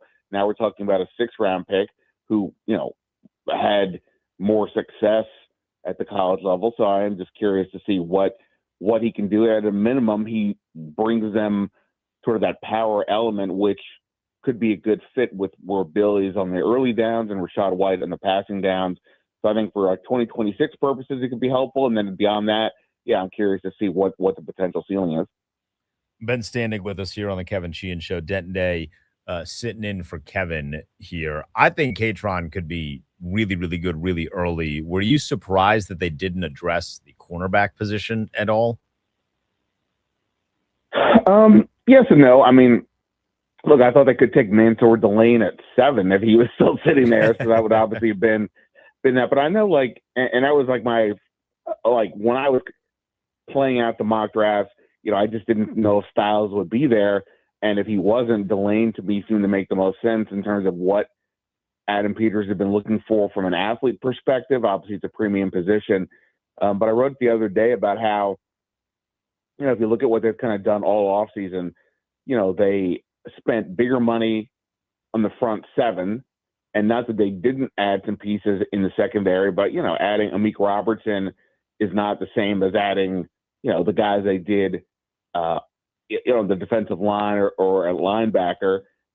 Nick Cross, sort of the same. I mean, Nick Cross got, decent enough money, but it wasn't like breaking the bank money. So, they clearly made a decision we got to build up that front, that pass rush in particular. That's going to help the back end. So to that point, like, do I think they need more corners? At a minimum, they need more for depth. They basically have only 4 guys right now that, have played in the league. And you could argue that they still maybe need a starter or 2, depending on how you view Mikey Sanders still after 2 years.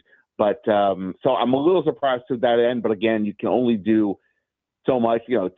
Basically any pick they took on day 3, it's somebody you just think can make the team or help out. You can't get overly specific at that point about the position. So once they didn't take one in the 1st or 3rd round, sort of all bets are off. And like I said, they clearly decided that they were going to prioritize the front of the defense rather than the back of the defense.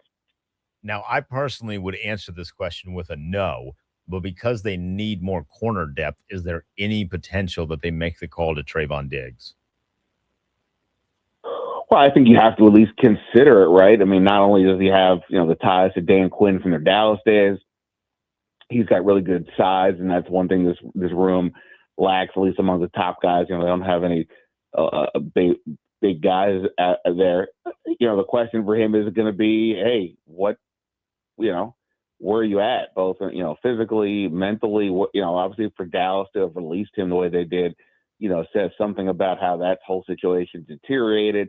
He lands with Green Bay, they, just for the end of the year. So, and then he's still a free agent, right? Obviously the league has kind of said, all right, we're going to push pause on our pursuit of Diggs and see where they're at. So, if they decide to, I hate to evoke a certain receiver here, but like, it's sort of in the same way with Brandon Ayuk. There is a point where it's like, okay, if for a certain amount of money and assuming a 1-year deal, it might be worth the risk. But the question is, are there other risks involved internally, i.e., the locker room fit, if that's a cause for concern? Where is the person at physically, all that? Those are things that they're going to have to, they'll know that we probably won't, at least initially. So I wouldn't mind if they did that. But again, it's all relative to cost and, what they find when they start talking to them. Speaking of Brandon Ayuk, you evoked his name, so I feel like I at least have to ask about him. Oh boy, yeah. I mean, there's been so much. My bad. There's been so much made about him.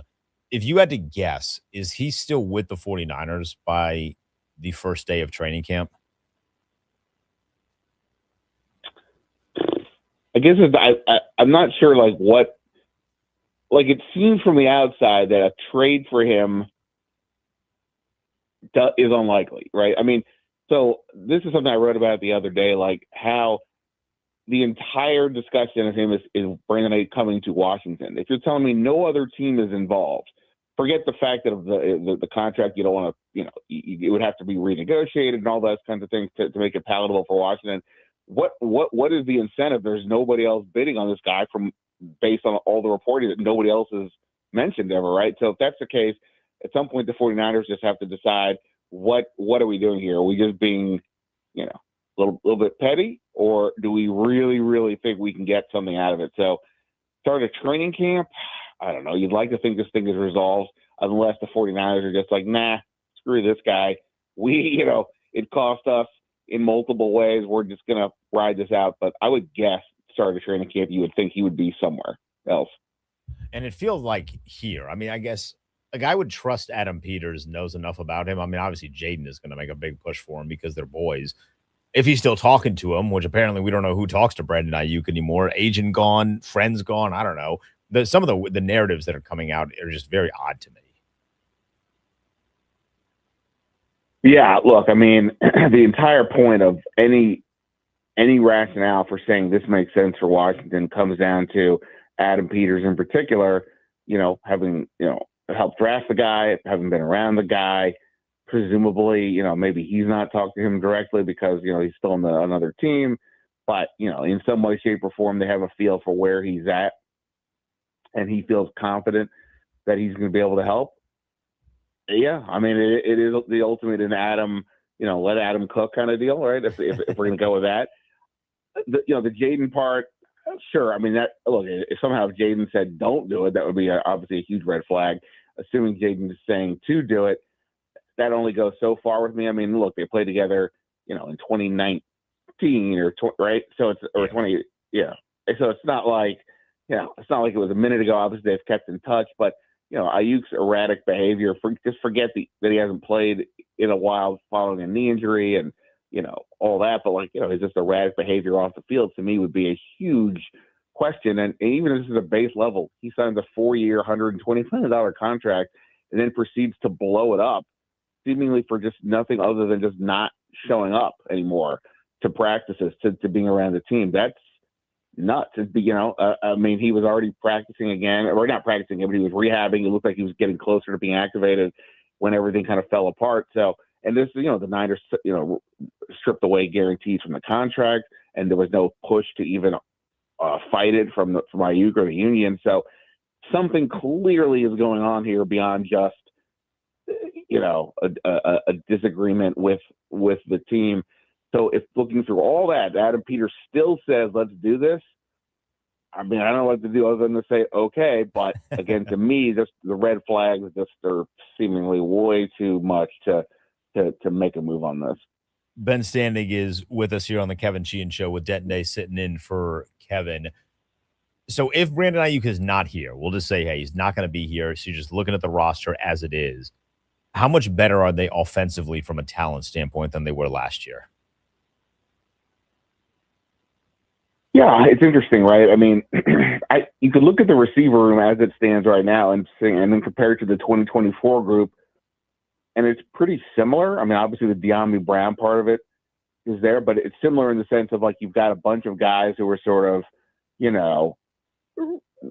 reserve or rotation type guys. You don't have really another obvious starter besides Terry. But, again, with De'Ami Brown, with some size in Treylon Burks, you got some speed with Jaylen Lane, and we'll see about, McCaffrey, et cetera. Like, with a healthy Jaden Daniels and if David Blau's in his bag, I think they can make this work. You don't always have to have necessarily the best individual receivers. You need individual receivers who have specific traits that you can meld together to form a cohesive group. They also, of course, have Chigakonkwu now at tight end. Now he's an incredibly different tight end than Zach Ertz, and we'll see if he can be even close to the weapon that Zach Ertz was in the red zone for Jaden Daniels. But he'll give them give them more big playability from that position, yards after the catch, et cetera, physical presence. So, I'm not saying he's the number 2 receiver, but that is potentially an upgrade just from a, big play angle. And then last year, they have Austin Eckler goes out in week 2. He was not just their pass catching back, but probably their best all around back. Now there's the emergence of Bill, but Rachaad White as well. So, I think all of that is, I don't know if it's better if that group is healthy, but it's at least, I think there's a higher ceiling. I think the group is deeper. And then, there's also the offensive line, Josh Connerly going into his second year, he finished, I thought, pretty strong last year. We're still wait and see on the center spot, but the offensive line should be, pretty good shape. So I don't know if I can sit here and go, wow, they're definitely better, but I think they're deeper and they have more outs than they did a year ago. And now the question is just who fills in that gap at the second receiver, or how do they fill in that whole thing? And again, also the David Blau part of this, he's not on the 53, but we can say that there should be a better style for this offense than what Kingsbury offered. But at the same point, we've never seen him do this because he hasn't done this before in terms of game planning, calling plays, and that may be the biggest variable of the whole thing. Ben standing with us here on the Team 980 on the Kevin Sheehan Show. Denton Day sitting in. So we've had this conversation over the past hour about the potential of bringing back like a Bobby Wagner, Von Miller, Zach Ertz, et cetera. When it comes to Bobby and Von in particular, do you have any sort of gauge as to what the relationship is with the players and the organization at this point? Are they waiting it out to potentially training camp, or is the organization kind of like, hey, we're good right now? Nobody ever says we're closing the door and things like that. The Wagner front, though, I just don't understand how that would make any sense remotely anymore. I mean, he's not looking to just be along for some ride-along program. He wants to play. He needs 60 tackles to become the all-time leading tackler in this league. And, I know people had reservations about him in coverage last year and the lack of speed at times, which, no argument. But he's still very good, especially in the early downs, tackling, making plays around the line of scrimmage. So I think some team is going to say, hey, come on here, be the sort of the nerve center, the captain of the defense, what have you. And look, I mean, between Sonny Styles, Louvu, and Chenal, I just don't see where Wagner would fit. Miller is a little bit more interesting because, the whole notion of you can never have enough pass rushers. And, obviously they did make a lot of investments in coming off the edge this year. But, he still led the team in sacks a year ago. He, by all accounts, I think he was a pretty good fit in the locker room, as was Wagner. But I think he was a pretty good fit. So I think there's a better chance that he would come back because he certainly liked it here. I saw him during the offseason, and he said, hey, for him it was going to be ideally come back here or go back to Denver where his whole journey started. But they've at least done enough where you're not going, well, they have to bring this guy in. They at least, I think, now have enough other pieces off the edge, if nothing else, between Owe, Armstrong, Chason. They just drafted another kid in the 5th round. So I don't think they have to do it, but he would be the better bet to me than Wagner. So let's transition a little bit to other local teams, specifically the Wizards. Is Anthony Davis going to play for this team at all, ever? It would be fascinating, right, if he never actually plays a game, considering how much he himself has talked about the situation, let alone the rest of us. So, we just got through the first round of the playoffs, right? And I was kind of waiting to see, would there be a team that has, high hopes that just implodes in the first round, and could that lead to that team going, all right, we got to make some big changes. Let's look around and like, oh, Anthony Davis. Okay. Well, we could talk ourselves into him, right? Obviously, Denver lost in the first round. You can argue about, is Orlando going to blow things up? They just fired their coach. I know they weren't necessarily a high contender by seed, but I think they had higher expectations. So I think that, to me, is probably the ultimate deal. Does some team come to them before, when these trades start to happen around the draft at the end of the season, and come up with an idea that Washington's like, okay, well, we can't pass on that. Other than that, he's under contract. I think he could, I don't think they have to get rid of him. You still have the trade deadline to make a move. I kind of just view it as Anthony Davis is getting traded by the Wizards. I just don't know if it's in 2 months, 9 months, a year and a half. Like, it's going to happen. I can't see him getting an extension and this thing playing out. But hey, if he's healthy, if Trae Young is in a good space, and with the kids they have, I think it's conceivable that they are a playoff team next year, maybe even beyond the playoff, the playing game. But that's assuming a lot, so I can't go there. But yeah, I think it's possibly plays here. But I want to see what teams panic enough to look at the Wizards and say, okay, we need this guy. Well, what's it going to take? I mean, Davis going on a tour talking about how bad his team is, only to get an extension, would be the most insane self-deprecation win of all time, if that ends up happening. I know that's been the focus, is like he's saying that they're bad. Well, one, he's telling the truth. They only won 50 games combined last 3 years. But two, he also has been saying that, when he first, when you think of Washington from the outside, you're like, oh, they, like, what's going on there? I don't want to be part of that. And then he says, you know what? But then I get here and you see what's going on behind the scenes, and this, and look, if he's saying things to be nice, because they are paying the bills, maybe, but he doesn't have to say anything, really. He could just, he doesn't have to do these extended interviews and give these detailed answers. He could just say, hey, I'm under contract. They've been very nice to me. We'll see what happens. He's going out of his way to say, hey, these kids are really good. I think he's actually benefiting Washington, because it's the first time I've ever heard anybody say, hey, no, if you look behind the curtain, it's actually pretty good. That has not been the impression that I've had about how people view this team around the league, as evidenced by the fact that they don't get free agents to come here, some of the bigger ones. So I think he's actually helped them, I think, more than hurt them. But, yes, I understand why that would be kind of a weird, juxtaposition to be like, this is a terrible team, but I'll say, they're going to give you a bunch of money. Final thing here. Who do you think ends up representing the East in the finals? It's as wide open as we've seen it in quite some time. Oh man, I wish you could tell me that Joel Embiid would play at least, be available for 6 games in whatever series Philly has, because then I would like to pick them to go. I think the interesting thing with Detroit and maybe Cleveland to an extent is both were, pushed to the limits. Sometimes, you need that kind of a series, especially in a case like a Cleveland team that's been underwhelming the last few years, to sort of be like, okay, we just went through this a little bit here. We showed we've got the metal to deal with, potential elimination games, and we came out on the other end. Maybe that pushes them forward, but I hate to say it, I probably would pick the Knicks. They just a more experienced team. Their defense has been pretty lights out so far in the playoffs.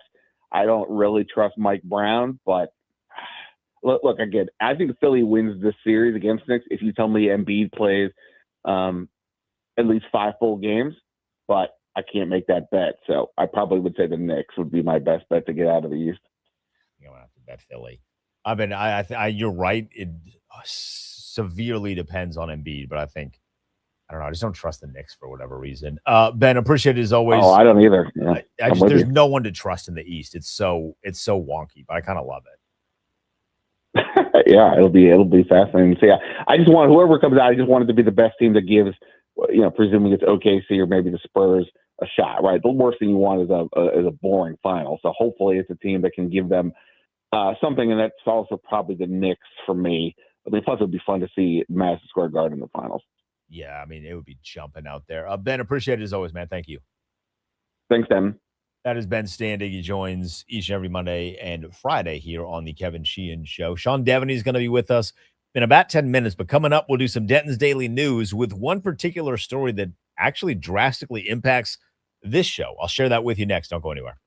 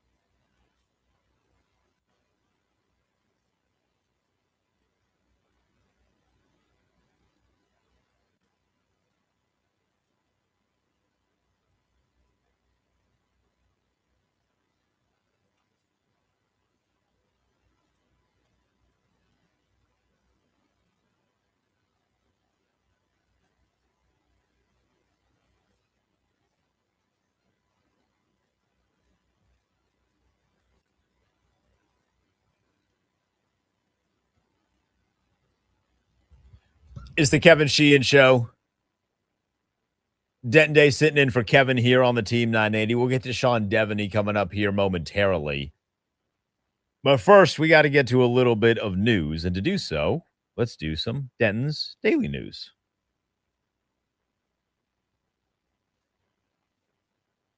Yeah, I haven't heard that in forever. We're going to get Max on hockey in a little bit. We had a two game sevens last night, I think it was, right, Max? So we'll get it was game 7 and then a barn burner game 1. All right, so I don't love it when they do a game 7 with a game 1 on yeah, the same it's confusing. day, but I get it. So we'll get to Max on hockey here in a second. But big news that impacts this particular show. The NFL schedule release might be moved until May 18th. I know a lot of you love the mock schedule that Kevin does. He still does that, right? Yes. He had me tentatively mark it down for May 13th, but now we might have to wait. So I worked 3 mock schedule release shows. And after every single one, he told me, this is the last year I'm doing this. And then he did it. Yeah, I think I've heard similar words spoken before. So I'm about to say, you might get that talk, if you haven't already, about this is it. I'm done this year. And then it comes around once more, and then you just got to get the schedule off. So they're pushing that one back to May 18th. I don't really know why. I feel like they should probably have a good idea of how the schedule is going to work anyway. There must be like some stadium situations with certain teams and how Taylor that Swift's in town. Sorry, guys. T Swift, is Beyonce going on tour? I don't know. I know Post Malone and Jelly Roll just had to cancel a bunch of their tour. Oh, no. Devastated. That's me. Whew. What am I going to do without those two in my city? Dozens of people ruined. God. All that money that I just saved. Sheesh. But I'm sure it's something like that because I think this is not the first time. I feel like they almost always push it back. And the fact that there's never a set date is always very much confused me. 2 quick NBA things. Masai Ujiri just got a new job. He was the guy that was the architect of the Toronto Raptors and then ultimately was kind of the guy that got the Kawhi deal to work and then to win a championship. He's now going to be operating on the similar role, but now with the Dallas Mavericks. And God help me if for the second year in a row, the NBA is now just going to deliver the number 1 overall pick to the Dallas Mavericks. As God is my witness, legally, this is a joke. As God is my witness, we are marching on Adam Silver if he does that nonsense for the second year in a row because they hired Masai Ujiri. Remember when they thought Masai Ujiri was going to come here? Do you remember that? Very briefly, yeah. There was a time, this is a real thing. There was a time, this was post-2016. It's important that it was post-2016 because Masai Ujiri was going to come run the Wizards, and Obama was going to be a part of a group that he brought in. He wasn't going to be like directly with the basketball stuff, but like he was not president anymore. He had done his duty to the country. And we know that he loves basketball, so he was going to be involved with the Wizards in some capacity. It was like when Adam Silver said, Condoleezza Rice is interviewed for the Browns head coaching job. Yeah, it's literally the exact same thing, except at least Obama has a little bit more basketball acumen because we know that he plays basketball. I don't know that Condoleezza Rice has ever played football. Maybe she has. I have no idea. Positive news if you're the Minnesota Timberwolves. I don't expect to see him tonight, but Anthony Edwards is trending in a positive direction to where you might see him in game number 2 of this series. I did see a video of him before we jumped on air of him just kind of shooting around, and he looked good. Now, shoot around versus playing is very different, but I would love it if we get Anthony Edwards fully healthy in the series against San Antonio. That should be a barn burner. If there's no Anthony Edwards, it still might be a fun series, but San Antonio with Wemby is just too good. Anthony Edwards, though, and just the premise, just the idea of Anthony Edwards attempting to dunk on Victor Wembanyama at least once in the series, potentially twice, is something that I need to see in life. And then sad news before we get to hockey, John Sterling, legendary voice of the Yankees, did pass away today. So I'm not a Yankees fan. In fact, I don't care about the Yankees at all, but I do love broadcasting. Very familiar with the tones of John Sterling. So very, very unfortunate. I think he's almost 90. So lived a long life. They kind of knew it was coming for a little bit, but he did pass away. So very, very unfortunate news. He's 87 years old was John Sterling. Before we get to Sean Devaney, let's get a little bit of that hockey talk in here, Max. What are we missing if we're not watching the NHL right now? Well, if you're looking at a couple of these, I mean, you're missing I'm kind of going to start all over the place, but the Avs and the Carolina Hurricanes, those are the two kind of wagons in their respective conferences. The Avalanche are playing in the West and the Canes in the East, but the Avalanche last night had an incredible game against the Minnesota Wild. They scored 9 goals and were tied at 5-5 going into the third period. Yeah, so it was 4 goals in the third period. Yeah, Lord it was mercy. Because I was watching it, and every time they were coming down the ice, it felt like, okay, this shot's probably going to go in. And when it did, it was just like, not surprised. But yeah, last night it was an incredible game between them two. And then last night prior to that game, we also got a wonderful game 7 between the Lightning and the Montreal Canadiens. Now, the Lightning, you could make the argument that they were on track to win that game and probably should have if you look at the advanced numbers and things like that. But that's hockey, man. That is hockey. I did see that score last night was 6-9, which is a crazy playoff score. Yeah. There is no better feeling than when your team is the one where you're thinking every shot's going to go in. I cannot tell you a worse feeling than when you are on the other side and you're watching your team give up every single shot that has ever been taken. That is just awful, awful, awful. What's not awful is the NBA playoffs and Sean Devaney. And he's going to join us next. I'm Denton Day sitting in for Kevin Sheehan on the Team 980. Sean Devaney talks NBA postseason next.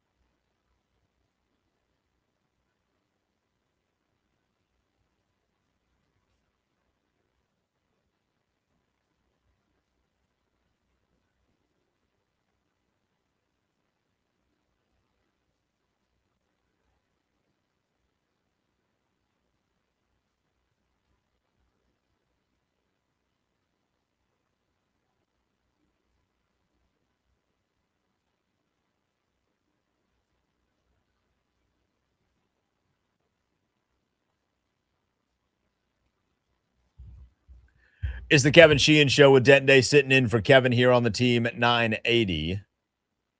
Kevin will be back tomorrow. As always, we are simulcast on YouTube as well. You can find me on Twitter at @TheDentonDay. Let's talk some NBA hoops. We can only do that with this music playing in the background. Sean Devaney, good enough to join us here on a Monday. Sean, appreciate it as always, my friend. Before we get into some of the games that we have coming up later this week, what is your thoughts on the Jaylen Brown situation? Him going on stream. It feels like everybody has an opinion on that this morning. What did you think of his stream last night, if you saw any of it?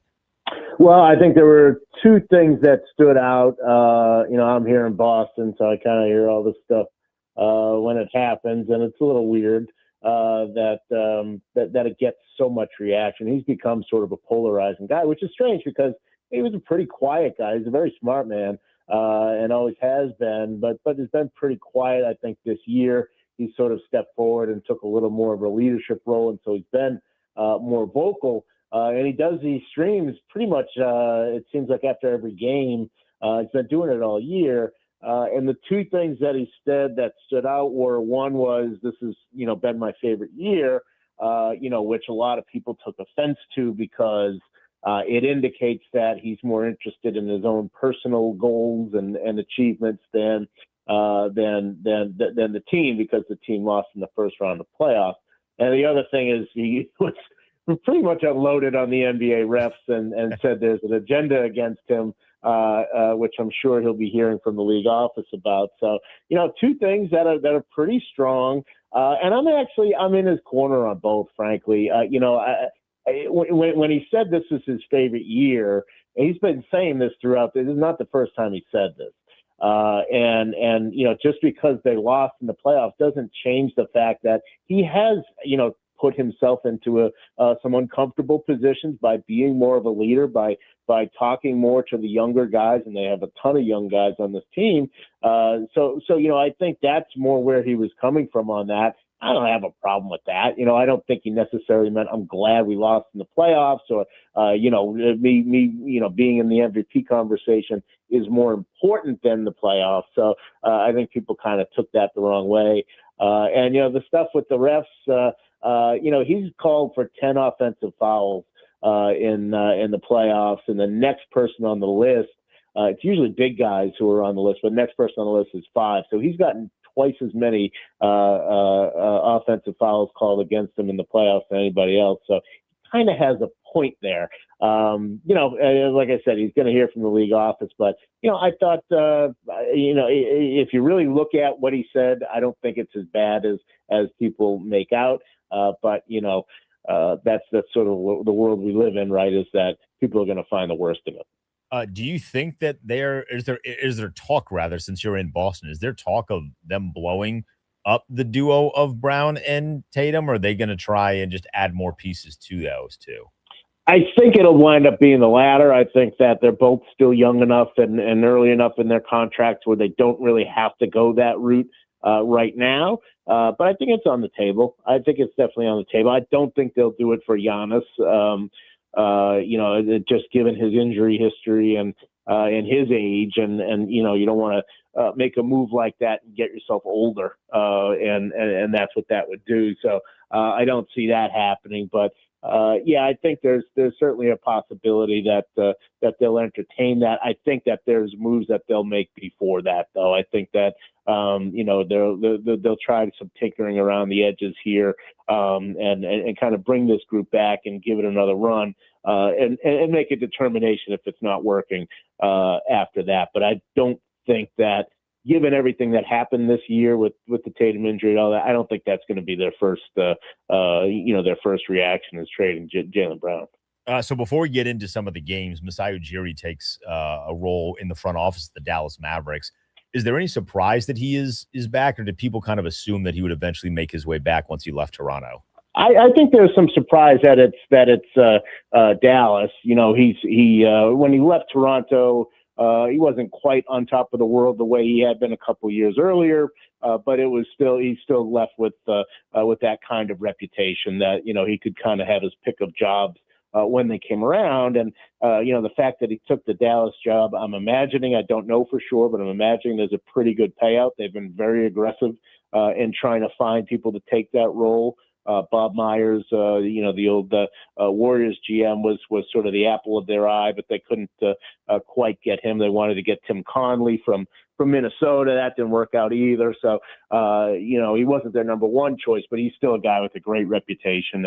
And obviously after everything that's happened in Dallas, they want to get somebody who, can kind of set things right and reset things with the fans. And I think that this is what that's designed to do. And in that regard, it's a really good hire. We're talking NBA hoops with Sean Devaney here on the Kevin Sheehan Show with Denton Day sitting in for Kevin here on a Monday. So we got a pair of games tonight. We get the beginning of the East playoffs, the second round with the 76ers and the Knicks. We get the Timberwolves and the Spurs out west. I'll start in the East. It feels like to me that the winner of this series, Sean, is going to represent the East in the NBA Finals. Does it feel the same way to you? Yeah, it does. I have very little faith in the Pistons and the Cavaliers, especially after what we saw in the first round. So yeah, I do think so. That Philadelphia is an interesting team because they've got a huge talent level. There's no question about that. It's just they have not been healthy until now, and this is kind of a weird time to pull your team together. But they're doing it, and you really saw it. Once Embiid came back, especially those last three games against the Celtics, they were a much different team, a much different animal, and they're going to be a really tough out now. And the Knicks, obviously, they had a rough start as well. But you go back and you look, and the two games they lost were by 1 point each. There was a little bit of luck, a little bad luck involved there for the Knicks, and they kind of straightened things out. So I think you feel a lot better about them as well. And like I said, I just think that both of those teams are sort of head and shoulders above where the Cavs and the Pistons are at this point. Do you have a lean between the 76ers and Knicks as to who you think ends up coming away? I have been so impressed with the way the Sixers have played since getting Embiid back. If he stays healthy, I don't know why they wouldn't be able to continue doing that against the Knicks. So I think it's obviously a big upset, but I think that the Sixers can do it again. I really do. I think that that they've found something at just the right time, and teams really can't game plan for it. I'm interested to see how the Knicks do handle Joel Embiid, and obviously he's got to stay healthy, as I mentioned. But if he does, I don't know that they have an answer for him, and I just think that I like their role players better. So it'd be a big upset, but I think the Sixers can pull this off. And then in the West, you get Minnesota and San Antonio tonight. There's optimism that Anthony Edwards is going to play very soon. I don't know that that's going to be tonight, but very soon. Can Minnesota steal a game without Anthony Edwards playing against the Spurs team? Yeah, I mean, that would be huge. And what we've seen from them is that they are capable of doing it. Now they're capable of doing it against Denver, and Denver was a team that was sort of falling apart right in front of our eyes. Can they do that against San Antonio? I doubt it. That's going to probably be too much. But, I mean, the thing about the NBA playoffs and a team like Minnesota is they've got enough guys who can sort of surprise you. If Ayo Dosunmu's out there and he's putting up 20 points all of a sudden, it kind of changes your calculus and now they become a weird team to guard because you're not expecting that. And Minnesota has a lot of those kind of guys who can come in and step up with the big performance, even if Edwards isn't playing. So it's certainly possible. I just think the depth of San Antonio is too much, and so you can get one of those wild card performances from a guy with the Timberwolves. But I just think that top to bottom, what the Spurs have, they can match that and be a step better. I think Minnesota, if they're going to have a chance, they need Anthony Edwards, and they need him to play like Anthony Edwards. That's going to be a challenge as well. So you're thinking San Antonio and OKC in the Western Conference Finals? That's exciting. I mean, yeah, I pretty much thought that since November. I think we all have, right? And so, yeah, I mean, that's probably the NBA championship right there is that Western Conference Finals. Both of those teams are just, they're head and shoulders above everybody else right now. Sean, really appreciate it, man. Appreciate the time, and we'll do this again soon. Okay, thanks for having me. That is Sean Devaney talking a little bit of NBA hoops. We get Minnesota and San Antonio tonight. You get the Sixers and the Knicks tonight as well out east. Both of those games are going to be on Peacock for your watching experience. Now, there's one thing that I wanted to get to before we get out of here, before Chris Russell comes up at the top of the hour. Albert Breer, in his Monday morning quarterback column, gave us a little bit of note as to Sonny Styles and the experience in the lead up to the NFL draft of Sonny Styles. And I always like these things. I am a glutton for the behind the scenes stuff and what goes on, what leads teams to select a certain player, how the relationship is built and how the relationship moves from them. So what Albert Breer wrote, so it's in bullet points. So the first bullet point here is the teammate. And he says, at the combine, the Commanders interviewed all 11 Ohio State invitees. Good ass school. And the other 10 all brought up Styles as one of the guys that they'd want to bring to the NFL with them. How strong fellow first rounders Tate, Reese, and Downs were all on Styles, really said to the Commanders that he was very much the guy on the 2025 team. So that's what his teammates said about him. I find that to be very, very noteworthy. It felt like in the lead up, everyone talked about how the genius, and I still think he was the genius of Ohio State, was Caleb Downs. But for Caleb Downs to tell Washington that actually Sonny Styles is the one that really is kind of the mastermind here, and he's really the strength of this defense, that's very, very encouraging to hear after the Commanders drafted Sonny Styles. Then we get to the second bullet point, which is the person. And at the Topgolf 30 visit, which the Commanders are now widely known for doing, they bring 30 guys to the Topgolf that's like 5 minutes away from their facility, hit a bunch of golf balls, eat a bunch of food. Some of the Topgolf food's a little overrated, but the donut holes, man, the donut holes are crazy. I love those things. They take them to Topgolf, right? So at the Topgolf 30 visit, the Commanders do. He stood out again, mingling well with scouts, coaches, and support staff, asking questions of everybody with humility and very clear effort to try and use the day as a chance to get better. Linebacker coaches Ken Norton and George Banco loved him to the point where everyone joked that Norton was so engaged with Styles that he wasn't going to let anyone else talk to him. And that comes from Albert Breer, who does the Monday morning quarterback thing. So it's just a lot more insight. You know, no one has said anything like this that I have seen, at least. Maybe you read this elsewhere, but this is the first that we have seen any sort of real insight as to the lead up process in terms of Sonny Styles, like the person. We know what he can do on the field. We saw what he could do combine wise from an athleticism standpoint. He gave us one of the best combine performances ever, like point blank, regardless of year, regardless of position. He gave us one of the best combine performances ever. Does that really mean much on the football field?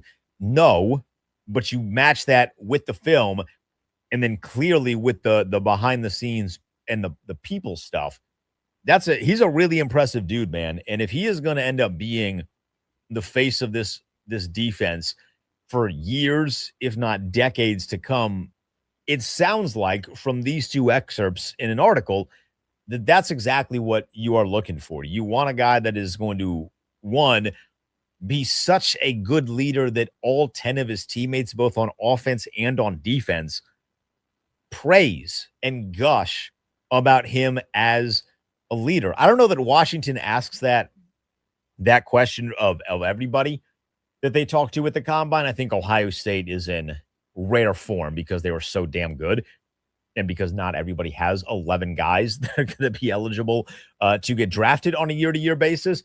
But the fact that everyone talks about how good he is from a locker room standpoint and they want to bring him with them to play with him more, both on offense and on defense. And then, I mean, look, man, if you're a linebacker coach, sometimes your coaches can fall in love with a guy and you don't have to do the draft day skit to make it work, right? Like you don't have to do the note on Adam Peters' desk, Sonny Styles, or nothing kind of a deal. Sometimes you can just see if your linebacker coach is so in love with a guy that he don't want him to talk to nobody else and he don't want to talk to nobody else. I'm all good with love at first sight from a linebacker to a linebacker coach, man. I'm okay with that. I don't know that I normally believe in love at first sight, but if it works for my linebacker, for my defense, then hell yeah, brother. Give me the love at first sight affection to get Sonny Styles in the building at Washington. All right, that's going to do it for us. Chris Russell is coming up at the top of the hour. Big thanks to both Max and Brian working really hard, to our guest, Sean Devaney, and Ben Standing. Got a lot of really great calls as well. And shout out to the YouTube chat, man. I love hanging out with you guys. Kevin is back tomorrow, but I appreciate you letting me hang out with you guys on a Monday. I'm Denton Day. You can tweet me at the Denton Day. I'm out of here.